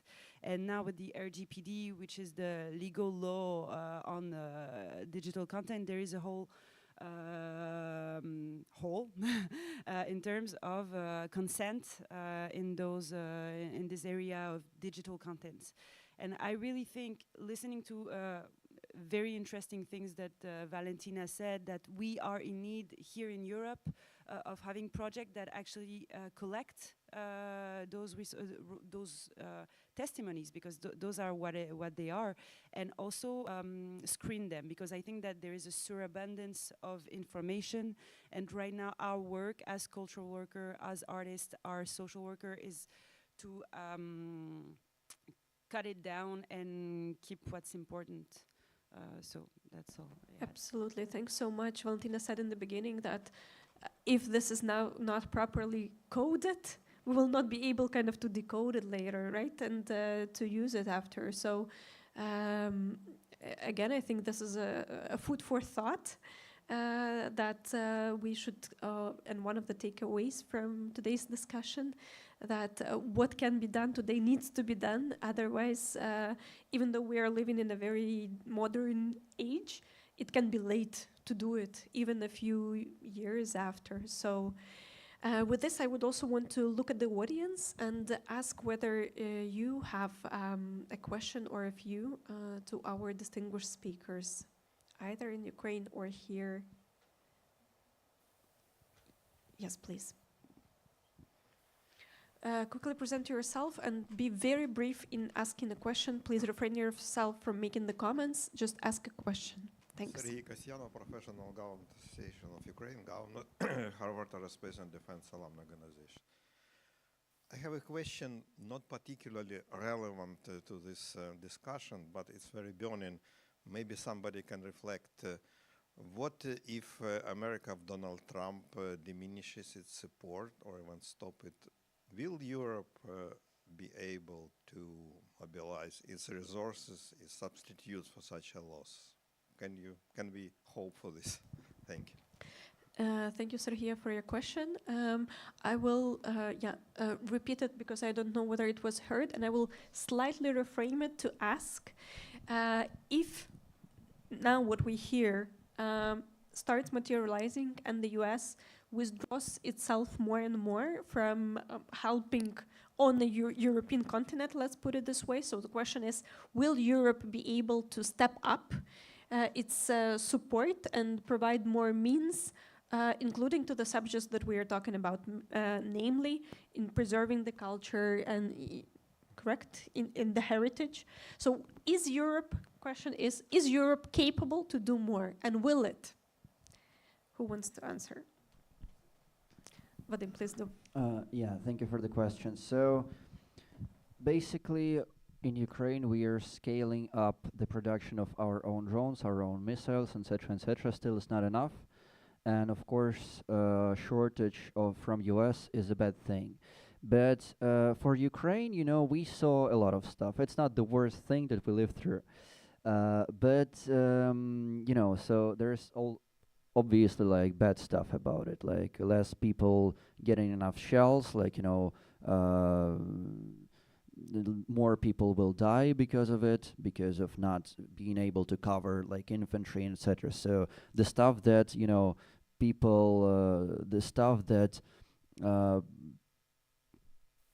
it's easier to count stuff like this in human lives. What the shortage, how it will affect like human lives of my teammates, like people in infantry, etc., etc., etc.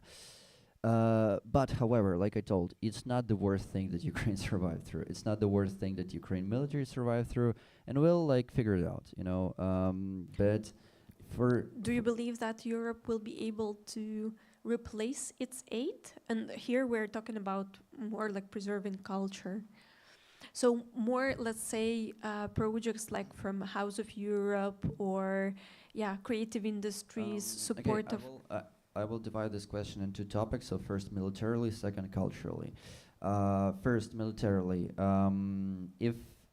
if everyone will continue to do what they're doing, no, Europe will not be able to do it, in my opinion. I'm first time in Europe, but it's the impression I have that people are completely like unaware of what's really going on. However, for Europe, this is the last red flag to like get yourself together, because there was like 30 or maybe 40 of these red flags in the past 30 years, like Russia in Afghanistan, Georgia, Chechnya, all over the places, beginning of the war in 2014, then beginning of the full-scale invasion. And there is a great rule in international politics that one of Ukrainian diplomats shared with me. He told it it's one kind of the main one, that unpunished crime will be repeated. And Russia is not only getting unpunished out of this war, but they also getting indulged into it. They will get maybe some sanctions lift off for the peace truce, etc., etc., etc. And like I told, they will hit back because Russia can't stop. You know what is the most popular sign on Russian tanks? Like what they spray there? To Berlin. I mean, if it does not scares you, it should be. Because they don't only can't live without the war, they don't only have intention to expand, they don't only want to prove to their people that they're capable of doing what their great ancestors did, but they are also extremely capable of it. And I would be glad if I could have told the same about Europe, learning on the Ukraine experience. Because yes, we destroyed like 80% of Russian tanks, half of it with FPV drones, but still, they learned a lot. They learned how to fly drones, they have the best electronic warfare in the world, and Russia has extremely strong and capable military. And I'm not sure that people in Europe are kind of realizing that it's the biggest threat since World War II to very European existence. Because trust me, the first rockets that hit your country they open a portal to another completely another world. And when you'll find yourself there, everything that was before this opening portal will be completely irrelevant. So, like I told, Europe unfortunately missed a lot of red flags, and for Europe, this is the good opportunity to put away this lullaby that America will come and do our safety for us, and to start really investing into its own security and learning from Ukraine. Yeah, sorry for taking a longer time. Yeah, so for your dose of wake up cold shot or hot shot, please come and speak to Vadim afterwards. Morgan, did you want to say something about... no, sorry, that was... Laura.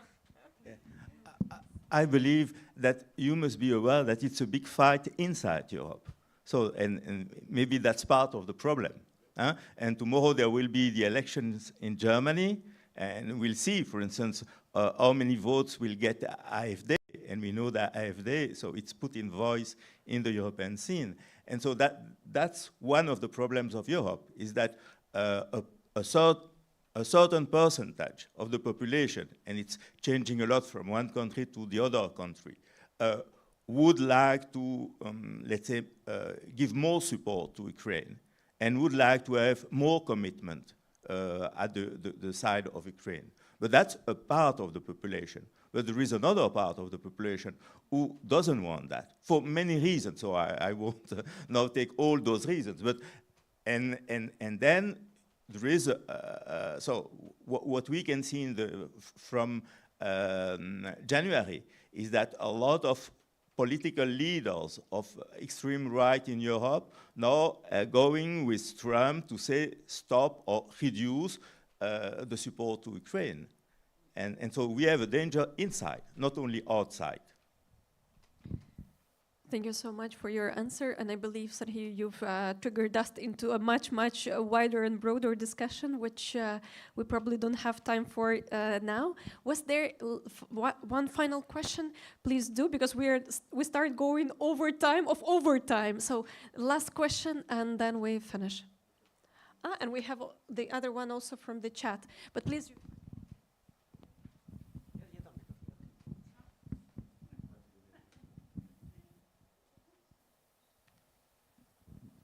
Thank you very much for a very interesting panel and intervention from all of you.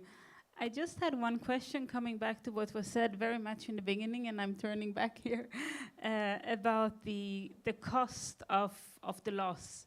There were mentions about all the artists and cultural workers that died already today, but also the tangible and intangible cultural assets, the stories that were untold. I wanted to know if you tried to, or if someone tried to estimate the actual economic cost of all the loss, and I guess with loss also comes reconstruction or rebuilding. That is another cost that might appear. I believe it was voiced in Katarina's presentation, but Katarina, please, if you want to bring back this slide or repeat it, please do. And I'll read one more question, final question, I promise, now it's final, and then address to everybody who wants to answer. So the person from the audience with the surname De Caro writes, what about the people in Ukraine that were mostly pro-Russian before 2022? How these people changed? Do you know direct stories from them? Are there any documentaries of people who were pro-Russian and now became pro-Ukrainian? Are many of these people now embracing Ukrainian culture that they were kind of denying before 2022? So please, if you have any good examples or stories to share, now is the time. Who takes the floor? So Katrina. I would like to come back to the previous question. First of all, it was UNESCO's estimate about $3.6 billion of losses worth of cultural heritage. But that was a year ago, and $9 billion worth of reconstruction that will be needed in the next 10 years. And there is also an estimation of the World Bank that took culture as general, as basically the part of economics, but those data are also kind of outdated. So I will be looking forward to the next RDNA from the World Bank with new numbers.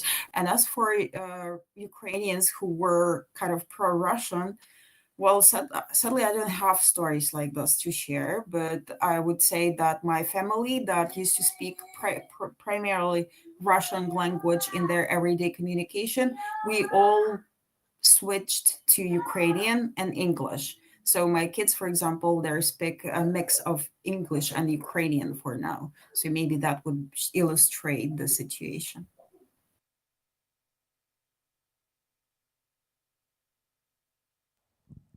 Okay, I don't see any other. Oh, no. So here in the audience, Louise, please, you have your microphone.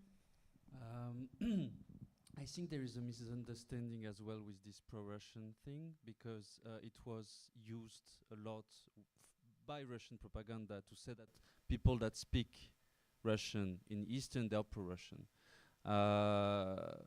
Like people that are more on the Russian agenda are pro-Russian. We need to understand that Russia was the dominion of many colonized countries, and included Ukraine. So for a lot of people, Moscow was the kind of New York. It was to make studies, to have economic life, everything. It was not in France and so on, because there were visas, for example. It was most difficult for people in Ukraine to go to Europe to like have this other life. So Moscow was very there, and a lot of people wanted to this tie to be more developed. I think since 2014, and since the fact that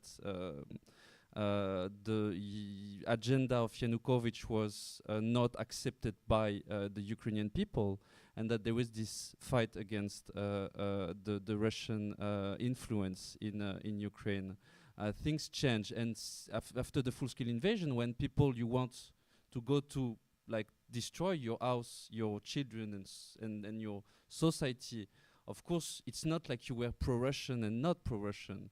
It's just the basic thing that people are just fighting you. I have one of the characters of the film we produced. He's open gay drag queen working for the like indirectly with the military on the north of Kiev, and he says publicly that he was voting for Yanukovych. And when they were Maidan, he saw Maidan. He said, like, we need to repress these young people on Maidan street, even though he was openly gay. And then he changed his mind. And they said, oh, I understood that it was the top of the iceberg, and he started to understand that it was not for his good. Even though Yanukovych was spreading Russian homophobic agenda in Ukraine. So I think things are very more nuances and difficult, and it's going back and forth to other places, and there is no kind of true pro-Russian. I have just said one small. My ex-mother-in-law, her brother was all the time saying, like, if there is a war, we go to Moscow. Because to Moscow, they were from Kramatorsk. And he was not pro-Russian, but listening to Russian chanson, watching Russian TV, speaking Russian, not really knowing Ukrainian. And when the full-scale invasion started, we needed to evacuate the mother of my ex-wife, and she didn't want to move, and the only person that could convince her was the brother. And I called him, and we had this very hard argument. He was yelling at me. He was half drunk, and I told him, like, do you what is your favorite football team? And he said, like, but like Donetsk Shakhtar, okay, and national team, like Ukrainian team. So like, okay, so there is like the other guys just going to you. Just this simple thing, even though it's kind of local, you come from local and so on, people can understand that, okay, there is like no future there because they're destroying us on the other side. And then he convinced the mother-in-law, and she flew away from Kramatorsk. Thanks for sharing. Vadim, 30 seconds if possible, and then we wrap up.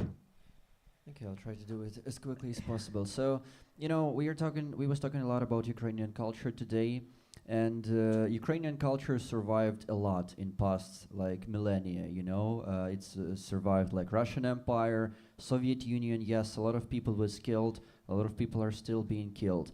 But Ukrainian culture, as it proven by history, it's really hard to fully surpass. Ukrainian culture is so resilient that, in my opinion, Ukrainian culture is so resilient that only basically Ukrainians themselves can destroy Ukrainian culture, you know. So, in my opinion, we should really take in bigger account like the new messages that appear in Ukraine. Because what I saw in Europe is a lot of people, both Europeans, both Ukrainians, are really stuck in messages, in thesis, in cultural sphere of 2022, maybe 2023, with everything is so sad and etc., etc. But society at war really develops a lot of mechanisms to adjust its psychology, to adjust its culture. And basically, at the end of the day, this is exactly what we call culture. Our common memes, stuff that we share. So I think the last call to action is please pay more attention to modern Ukrainian culture, because this is a miraculous country. It has a lot of stuff to share, a lot of stuff to show you, even the stuff that is not commonly popularized here or in your like social bubbles, in your like society, in your community. Thank you. Thanks, Vadim.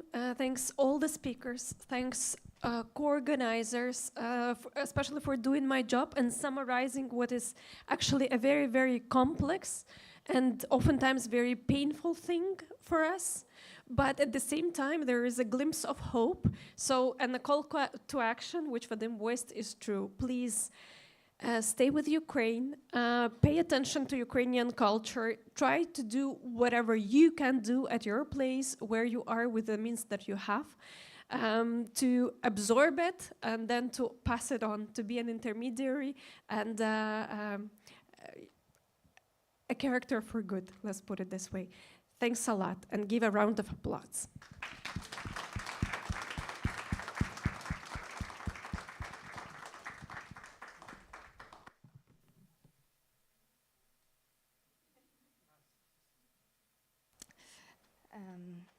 Many thanks to Marina as well. It was an amazing moderation. It was this great discussion.